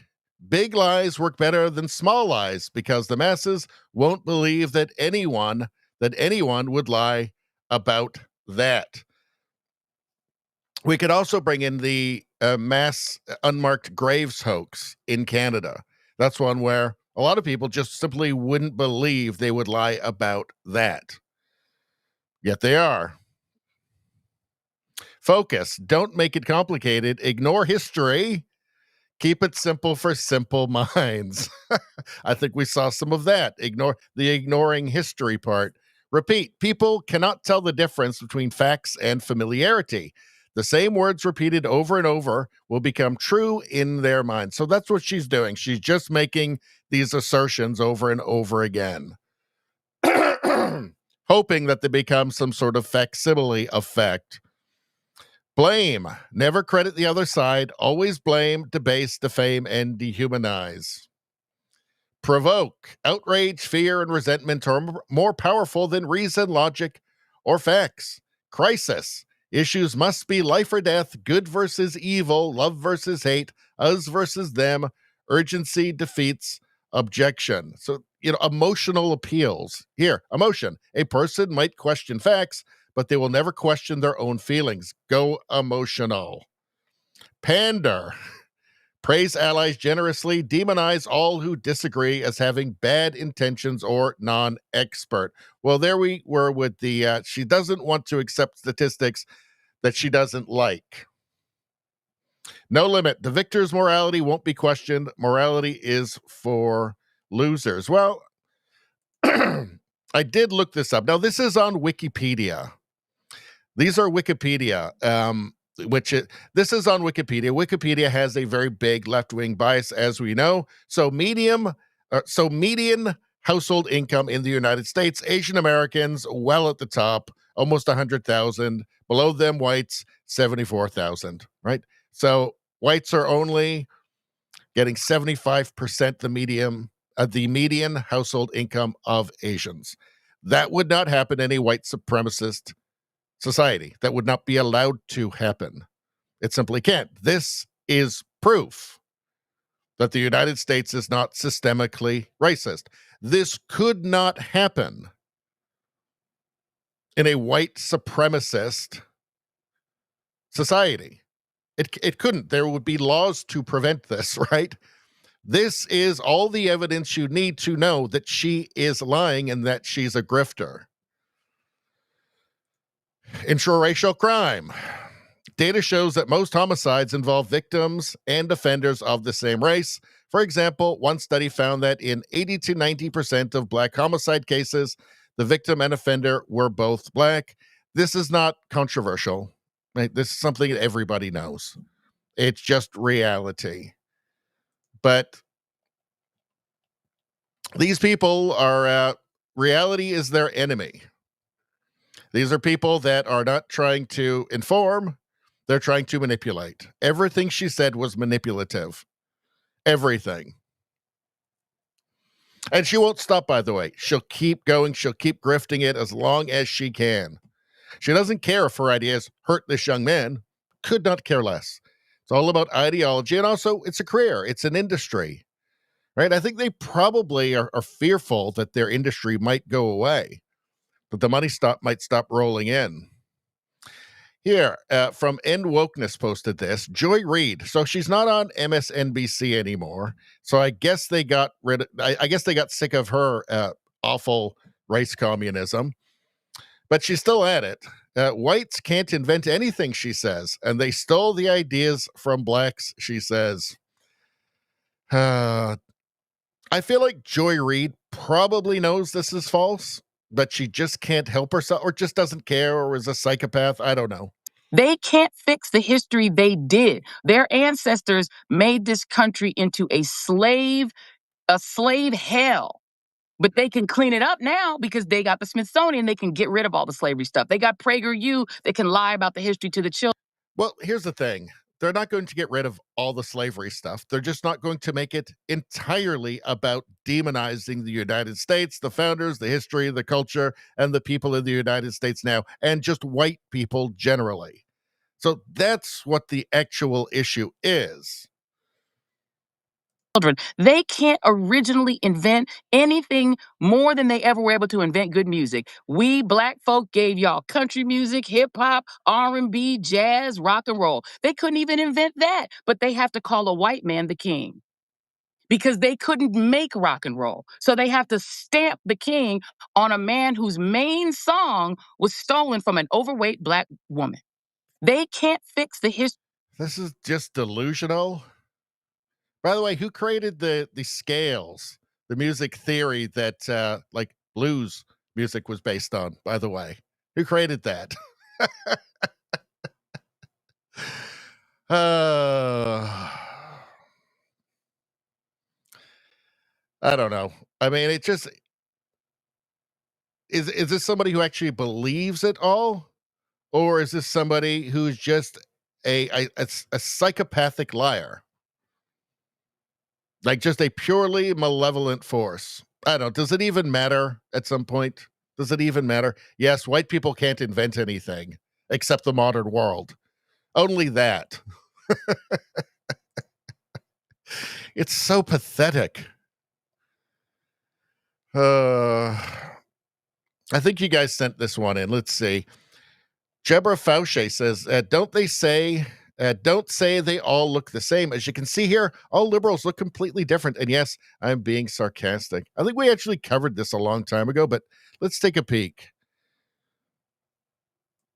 Why do y'all assume everybody on the left looks like this? I look like this because I want to. I have looked like this since I was in middle school. So she's had dead eyes since middle school. Okay.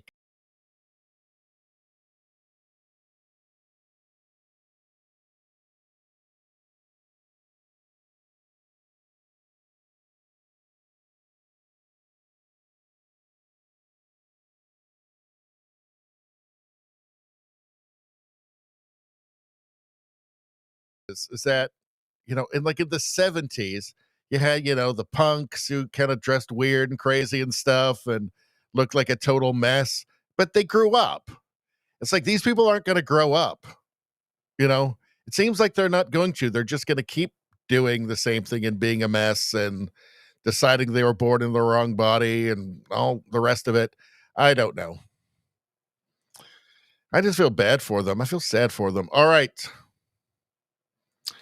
We got to the last tab and just in time. What's going on with you guys? Let's take a peek. Trudeau Survivor says, I'm surprised Joey didn't take credit for classical music. Yeah, exactly.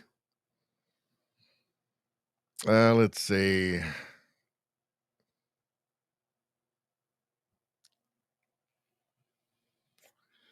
Rosie says, I can imagine Jordan Peterson dismantling her every single sentence. Yeah, well, I think that kid was doing a pretty good job.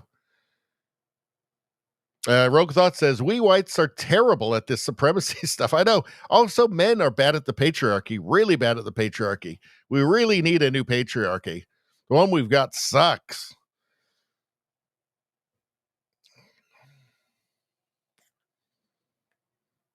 Let's see.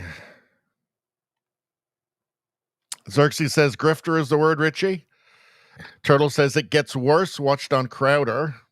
I would like to actually find more, but we don't have time tonight. Xerxes says Jordan Peterson would leave her crying. Yep.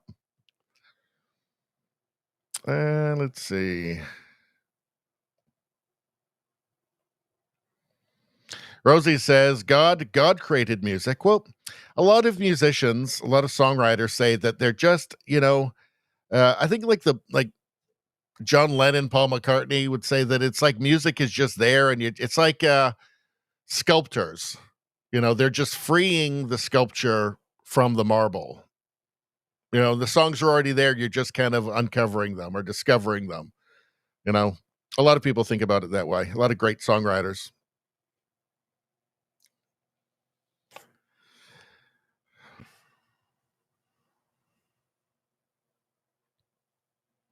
Turtle says, hands off classical.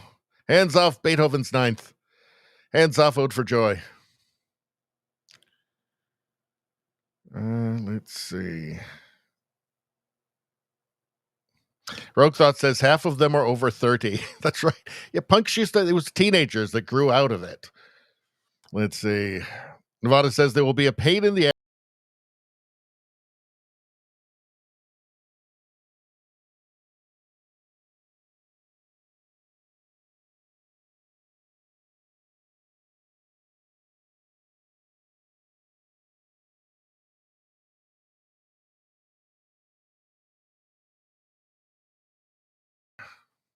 Let's see. All right.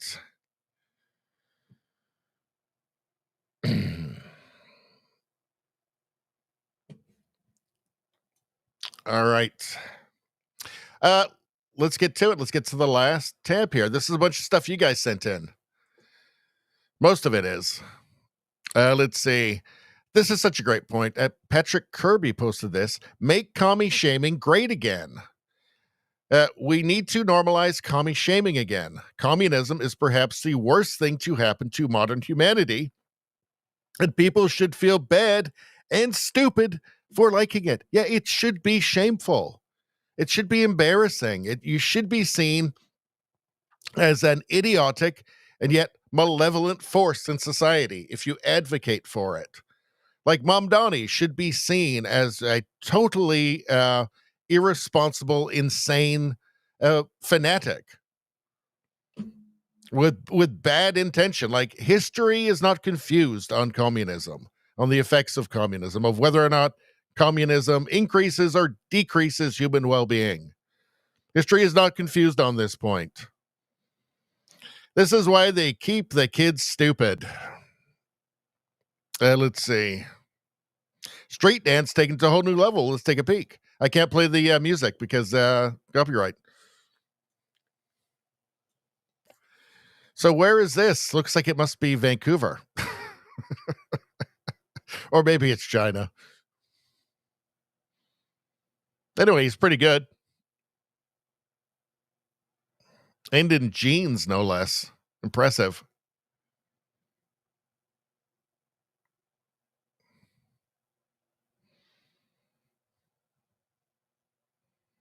He's not getting much attention. People aren't paying much attention. This guy's looking at him like what the hell is that guy doing? Is he on drugs? He's not very well appreciated there. I think he's pretty good. He should be appreciated more. Answering a noise complaint, and the cop steps in to drum with the band. Imagine making a noise complaint and then seeing the cops playing. That's pretty funny.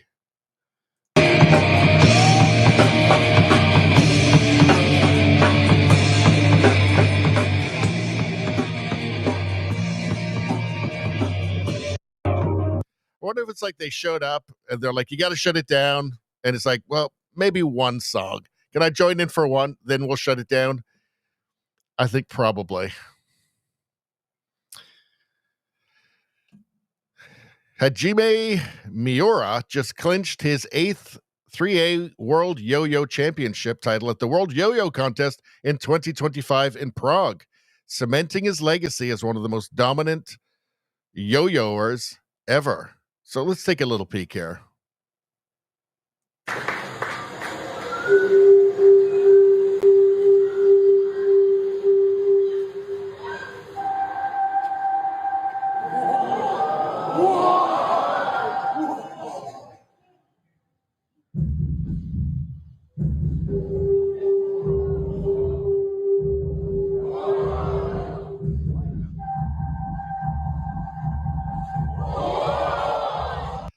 You know, obviously it's a lot of skill, a lot of practice. You know, it's impressive in its own way.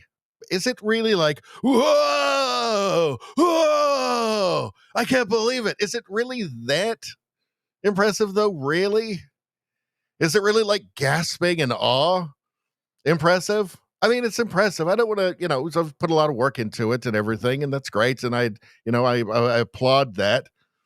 Right. And hard work and conscientiousness, great things.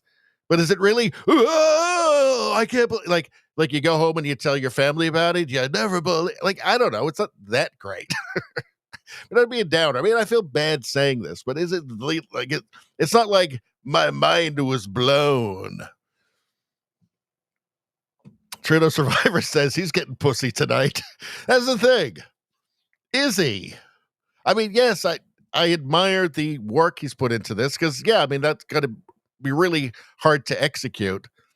But it's still kind of yo-yos, right? Still kind of yo-yos. Rogue Thought says this yo-yo championship is way more relevant than anything Joey Reid will ever do. I agree.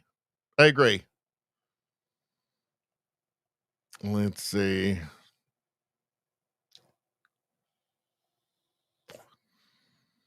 All right, let's keep going. Before they were shut down, that's an insane asylum. Asylums house the woke. I think they did.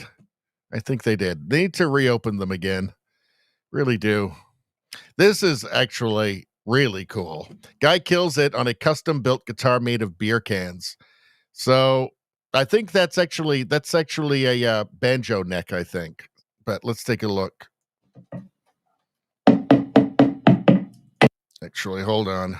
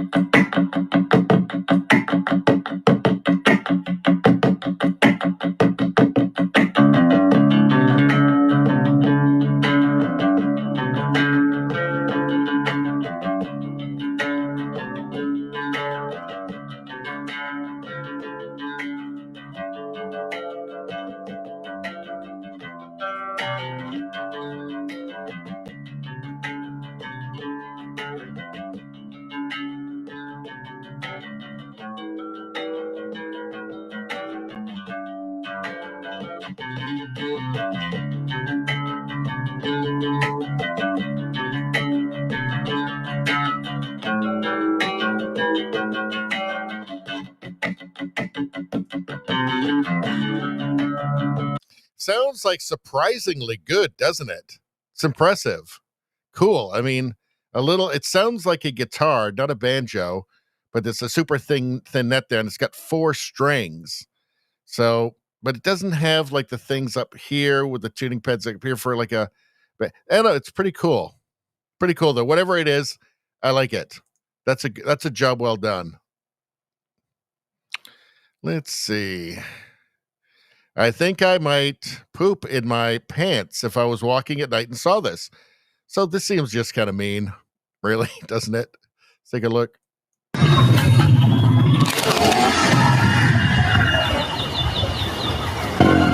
That woman was like, nope.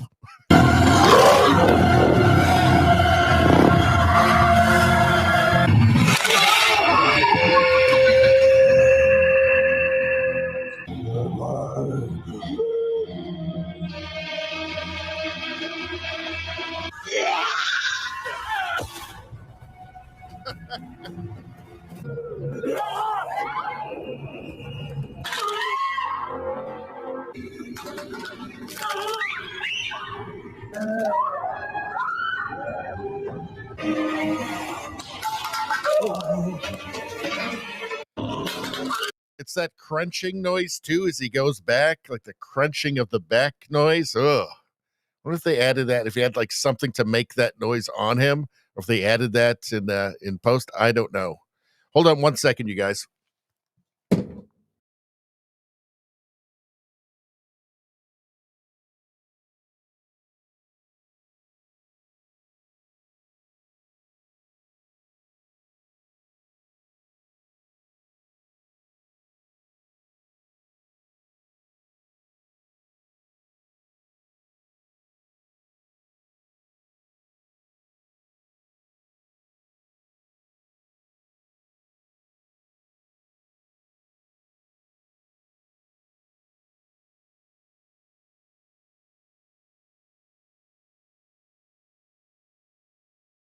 Okay, thank you. Thank you for your patience. What if I just left and never came back? That'd be weird, right?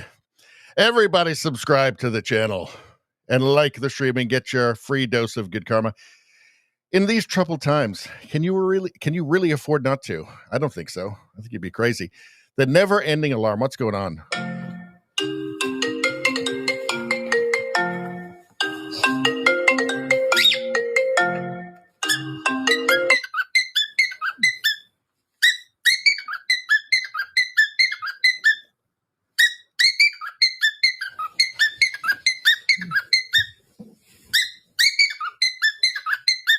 He murdered that bird, by the way. He murdered it because it wouldn't shut up.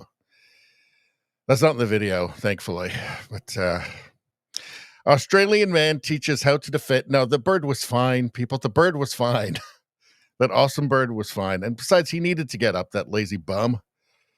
The bird was right the whole time. Australian man teaches how to defend yourself against a kangaroo. Well, I'm not going to Australia, so I don't really need to know this, but let's take a peek. Now, he's standing right up. He's showing me how big he is. He'll lean right back, and he'll use that tail as a spring, and he'll come forward. And here, well, you can see. No, stop. Come on, calm down. I'm going to go down, and he'll come down, and that is the end of the conflict. Now, he's standing. Well, I guess they were best friends after that, so they earned each other's respect. Hope he didn't do anything weird with that kangaroo afterwards. I don't know. This is how hated cyclists really are, how hated they are. Well, you've heard my thoughts on this, so let's take a look. Smell a cow.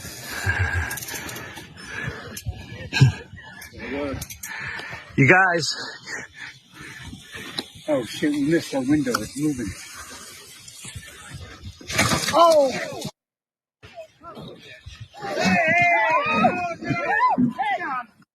Oh my god. Wow. Oh! Oh. Well, was a bicyclist, and was wearing the spandex for no reason. So, I don't know. I'm not going to judge. Let's see. What's going on here? What is this all about? I'm going to save this one because we don't have that much time. Let's see. This guy walked into a fashion show dressed in a garbage bag. He just, how would you know? Like modern fashion, modern art. Nobody knows what it is. Nobody can tell the difference. Oh, I cannot play that. Let's turn that off. So he just kind of fakes his way on wearing a garbage bag. How would you know it's not high fashion?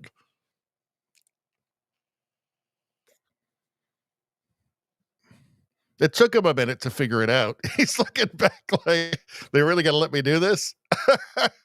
How could you know? Everything is so ludicrous now. Let's see. So how about this? All right, Bill Maher. Will he ever really learn?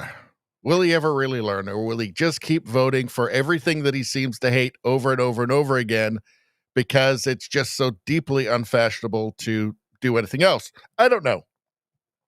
But he's giving Trump some credit, and he's been much better since he went and had dinner with Trump. Look, I'll say this for Trump. He's got this idea that America is still the biggest swinging dick in the world, and we have not used our power as much as we should. That's what the tariffs are about. We have the power to change these people's, other nations' trading practices with us, some of which were out of line. I'm surprised that people went along with it as much as they did. So he wasn't completely wrong about that. He said, look, NATO hasn't been paying their fair share. I'm going to make them do that. He wasn't wrong about that. And I'll tell you this, one thing about him that I know, I'm not going to tell you how I know, but a lot of people have seen the same thing. He really does hate war. Right. He really does not like it when people die in war. There's 4 different wars. Look, I'll say this for Trump. He's got this. Yeah, it's true. I mean, yes, he has, you had Soleimani, right, that he bombed. He has there's Iran with the bombing there, but he's not a warmonger. He does want to, he'd rather have peace deals than wars. And we just saw, Azerbaijan and Armenia, both leaders at a press conference with Trump after Trump brokered, or the Trump administration brokered a peace deal ending 35 years of conflict, saying they want to jointly nominate him for the Nobel Peace Prize. So that's the stuff he really wants. And, it seems like Bill Maher has come around a bit. I mean, he had come around on the woke stuff a while ago, but Trump, he was still purely Trump deranged. So he seems to be coming around a little bit. And what he said after having dinner with Kid Rock and Trump, which is hilarious. Kid Rock takes Bill Maher for dinner to have dinner at the White House with Trump. I mean, it's hilarious. But after that, he said, look, there's the private Trump and there's the public Trump. And he wishes that the private Trump would be in public more often. That's what he said. Anyway, let's continue. What's going on here? Did you know Putin travels with a poop suitcase on foreign trips to prevent others from analyzing his waste for health info? I mean, yeah, I guess people would look at it. Putin's guards collect his poo, urine on foreign trips, carry them home. I mean, that is something that foreign intelligence services would do. And also, too, he's a former KGB man, right? And he's not averse to putting a little polonium in somebody's herbal tea every now and then. So it all kind of makes sense, doesn't it? Bro values peace, not problems. Bro values peace, not problems. All right, let's take a look at this. You are cheating. She is divorcing you. Yes. Are you okay with that? I mean, I don't want to get no divorce, but if that's what, what we got to do, that's what we got to do. Do you love her? Yes. Are you willing to do whatever it takes to stay with her? No. No. Oh, classic. Classic. Not so much. Not so much. I love it. The wife carrying world championships have been held annually in Sankajärvi, Finland, since 1992. The prize for the winner is the wife's weight in beer. So this guy's serious. And that's, I guess they figured out a good strategy for how to do it. No, we cannot play music. What are you thinking? So, and she's smiling. She's happy. She's having a good time. They're probably all alcoholics. That's the thing. Only they are more functional alcoholics. So they didn't drink right before the event, whereas the other ones couldn't help it. Bit of hair of the dog, he said. Whatever they say that in Finnish.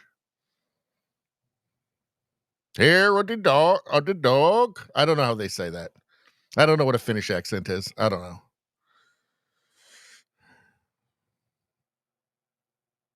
He's saying, why do you drink so much last night, you rummy? All right. Anyway, so that's what happened there. Let's move on. Let's see. We've seen this before, but it's such a classic.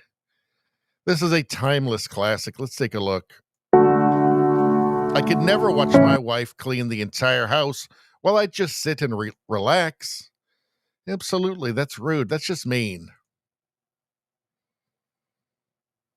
No, he can't do it. He's looking. She's working away. No. Can't look at that. Can't just sit and watch your wife cleaning like that. You got to close the door. All right. So this is what we always do in the last part of the stream. We just go through a bunch of palate cleansers. This seems like kind of a dangerous thing to do. You can find yourself in a spot of trouble. Going. Haven't seen you in so long. It's been a while, huh? How you been? Yeah, the weather is so good, and I like that. Joe, I was just dabbing up my friend. Whoa. Sweet melody.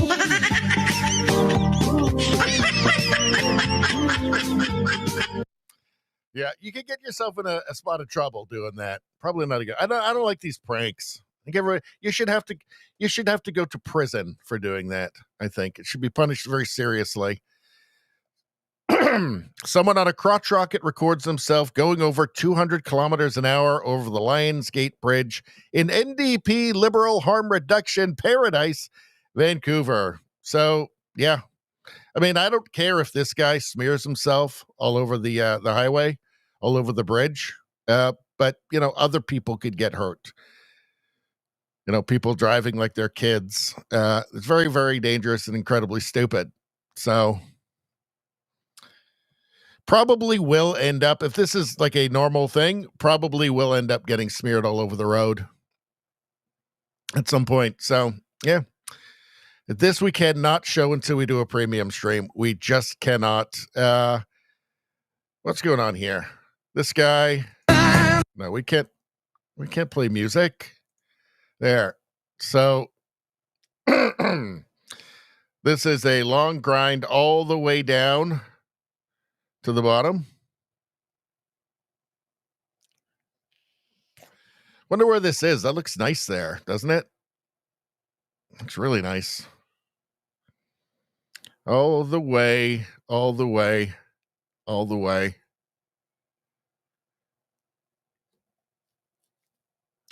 There we go. He's not done yet, though. Continues. Shoes off. Then more. All of this.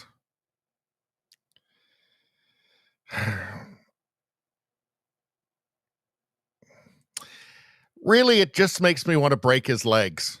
So we can't do that anymore. Just out of spite. Just out of malevolence. Just for being a bad person. Just out of we can't do this because we need the song for this and we can't play it until the premium stream. So we're holding on to that one for a bit longer. Asking an audience member to come up and tell a joke, and he nailed it. He really did, actually. This is very good.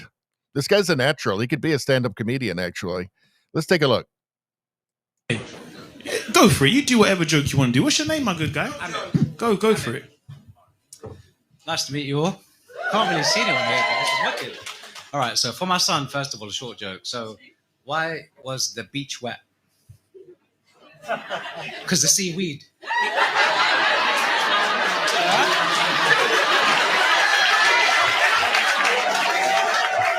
Thank you. It's for my son. He's 6 years old. I went to. Okay, cool. All right. Job interview. 2 guys go for the job interview, an Irish guy and an Indian guy. So the Irish guy goes up first, and the rules of the interview are you've got to use 3 words in a sentence. Be very creative. The words are green, yellow, and pink. So the Irish guy's like, okay. I woke up one morning.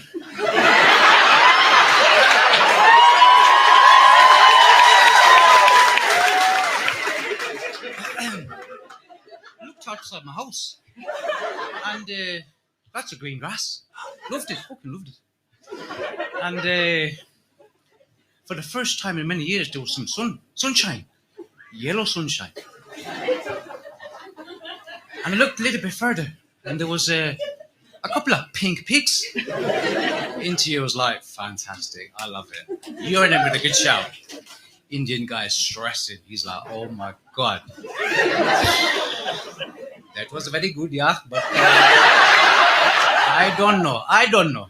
Interviewer was like, come on, man, you got something. Just try something. He's like, okay. Well, yesterday,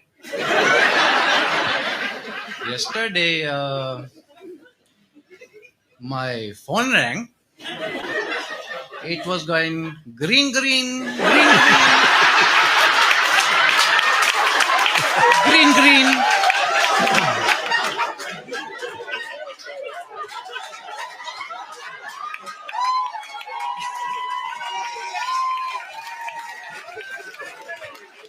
So I picked up the phone and I said, yellow?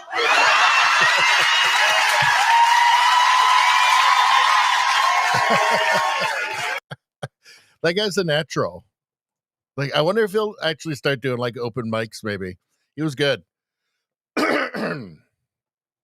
This is just so wholesome and nice that Tony posted this. Dads Matter. This is just so lovely and wholesome. It almost brings a tear to my eye. Let's watch. So this dad is teaching his 11-year-old son how to drive in an empty lot. Go. Easy, dude. Look forward. Keep it even. Keep it even. Right there. Even. There you go, boy. Ready? Yes. Now you're just going to start turning. Keep the gas. Start turning. You got to use your hands like this. Shuffle. There you go, boy. Look at you. Keep the gas. You can just see the joy on the kid's face. It's just like the most wholesome, nice thing imaginable, right? There we go. Now we're gonna speed it up a little. Keep where you're at. Keep on the gas. All right, ready? Yes. You're gonna go clutch, off the gas, and push the clutch. Off the gas, push the clutch. Now you're gonna go up to third. Up, over, third. Now gas. Even transition. Ready? There you go. Go. Yay! You got it, boy. Keep going. That's what I'm talking about right there. Keep going. I love you, Dad. I love you, buddy. Keep going. So you got a car to your left. All right, they're going. That brings a tear to my eye. That's just so nice. Rosie says, seatbelt. Fuck you. Don't ruin this moment for us. Okay? Don't ruin this for us. They're in an empty lot. Oh, God. Women. All right. Anyway, that brings a tear to my eye. That's just like the nicest, most wholesome thing. All right, that's worth seeing. Libs of TikTok posted this, and now I've got a stitch. All right, hold on. Maybe I'll do another ad. Hold on. Let's see what's going on. Can I even do an ad? That's the thing. Let's see. How about this? This is a good time. Everybody loves this. Still haven't tried 1775 coffee? Now's your shot. The 1775 starter kit just dropped. Only 1,000 units. That is exclusive, my friends. You're getting the bold, dark roast that hits hard, the smooth medium roast, and the vitality mushroom coffee for clean energy and laser focus. No crash, no communism. All single origin, small batch, toxin free, and mold free. I'm so glad it's mold free. Plus, you're also getting a gold spoon clip because freedom isn't scooped with plastic, silly. A frother strong enough to stir up your coffee and your mother-in-law's opinions. Probably some sort of commie hag. And a black 1775 tumbler. $170 worth of coffee and gears. Yours for only $99, my friends. I'm no mathematician, but I believe that is under $100. Hell of a deal. This is for the ones who've been watching 1775 blow up on Rumble, and blow up it has, wondering if it's actually worth it. Well, guess what? Spoiler alert, it is. Go to 1775coffee.com. That's 1775coffee.com/studio and grab your starter kit before they're all gone. Wouldn't you be sad? Think of the tears if they're all gone. Bold beans, clean fuel, and a morning routine that stands for something. I believe we're talking about free speech here, folks, just like Rumble does. What a beautiful moment that was. What a beautiful moment we all just had together. Rogue Thought says, make a commie cry today by Smooth 1775 coffee. Yeah, exactly. That's the point. That's the point. Tuner Survivor says, Richie's heart grew 3 sizes larger after watching the boy learning to drive. It did. It did. I'm a better person for that. Let's see. Nevada gives me a 10 out of 10 for that beautiful ad read I did. That very satisfying ad read that I did. All right. What do we got going on now? How much we got left here? This just looks like fun. I'd like to do that. I want those now. Yeah, that looks like a good time. Yep. If the channel gets big enough, I'll get some of those. Let's see. All right. I want to watch this car driving. Apparently, dogs can drive. I've seen multiple videos of dogs driving. Porter, the world's first driving dog, learned how to drive in just 47 days. Just 47 days? It doesn't seem like that. I mean, it does seem well, but it's amazing a dog can drive at all.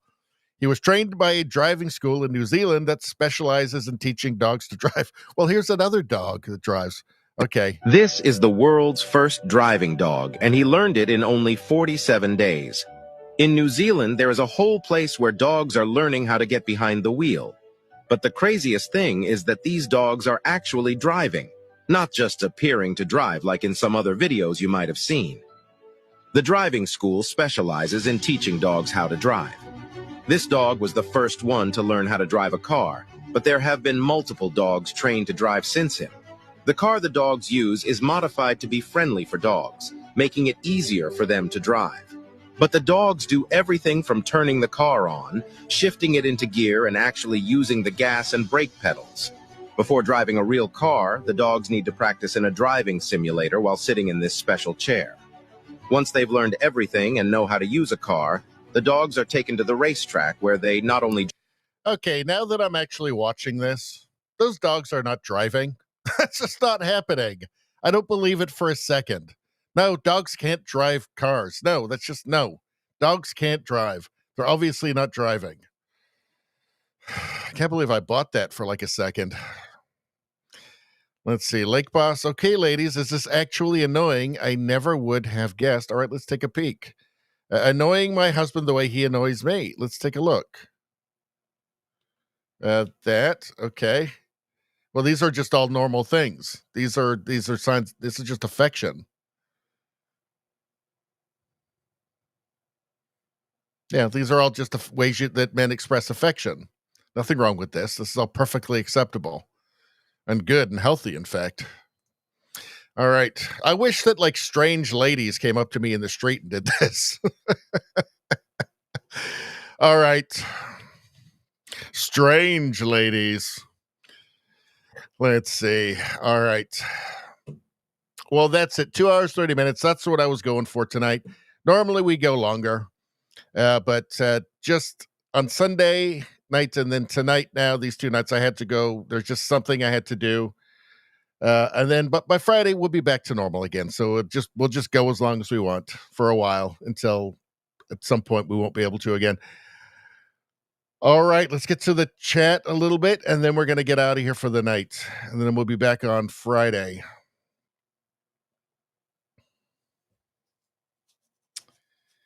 Let's see. Xerxes says, great video, Richie. The driving video was lovely, right? I mean, that's just nice. Nevada says we could break some bones on those things. Yeah, those little whatever they were.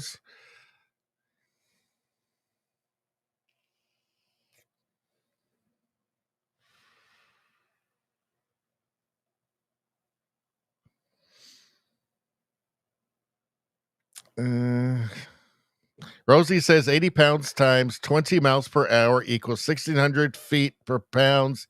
Fun until sudden stop and gear shift impales eye into brain. Rosie, just let us have this. Now I've got that in my head. You're trying to ruin that for us. You're trying to ruin that moment for all of us. What a horrible thing to put into the chat. Till gear shift impales eye into brain? What has happened to you? It's just hard to watch a parent do a great job teaching with no regard for physics. I mean, did you have to do that? Did you have to ruin that for all of us? What is happening here?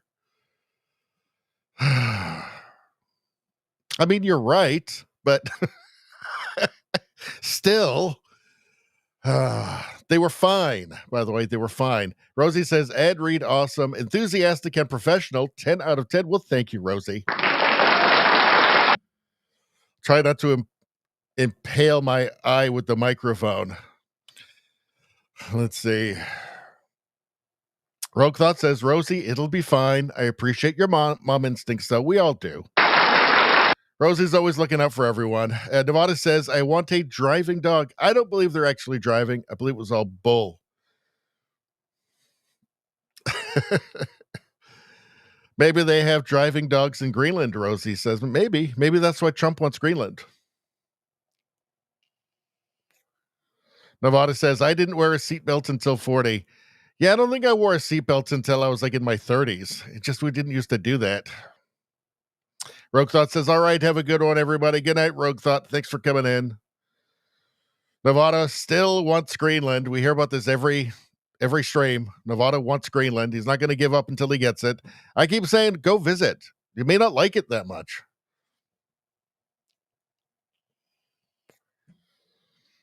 Rosie says, I'm sorry. I knew a 2-year-old it happened to. Oh, God. You're just making it worse, Rosie. She says her meds are worn off. No filter this late. Stop making it worse. Xerxes says, Rosie's being a killjoy on her anniversary, no less. Oh, God. What have we become? What have we become? Xerxes says, but we still love you. We still do. All right. That's it for the night, everybody. That's it for the night. Thank you for the chat. You guys are what actually make this fun for me. If you guys weren't here, it'd be quite depressing, I have to say. Just a cold and different universe mocking me. But you guys are here mocking me instead, and that makes it all better. All right, everybody. Listen, if you're not subscribed to the channel, subscribe right now. Just go ahead and subscribe right now. Also, like the stream. Get your free good karma before it's too late. You can also get half good karma by liking the stream after. So don't forget about but that's only half good karma. It's still good karma. It still helps. It could be the thing that saves your life. You don't know. But right now, get that good karma. In fact, everybody gets double good karma right now who likes the stream right now before we end off. I'm going to count down from 10. 10, 9, 8, 7, 6, 5, 4. Get your good karma in now. 3, 2, 1. That's it. You lousy corksuckers. I know you didn't like the stream. You think I don't know that? You think I can't see and see? You think I don't know everything that's happening right now? Of course I do. All right. That'd be a horrifying thing, actually. If you really did, if you were omnipotent, it'd actually be kind of horrifying, don't you think? I wouldn't want to know everything. I don't want to know if you guys like the stream or not. All right. It'd be too much knowledge, too much responsibility. All right, everybody. Have a great week, and I will see you guys on Friday night, 7:30 Pacific time, 10:30 Eastern. Everybody have a great week. We'll see you soon.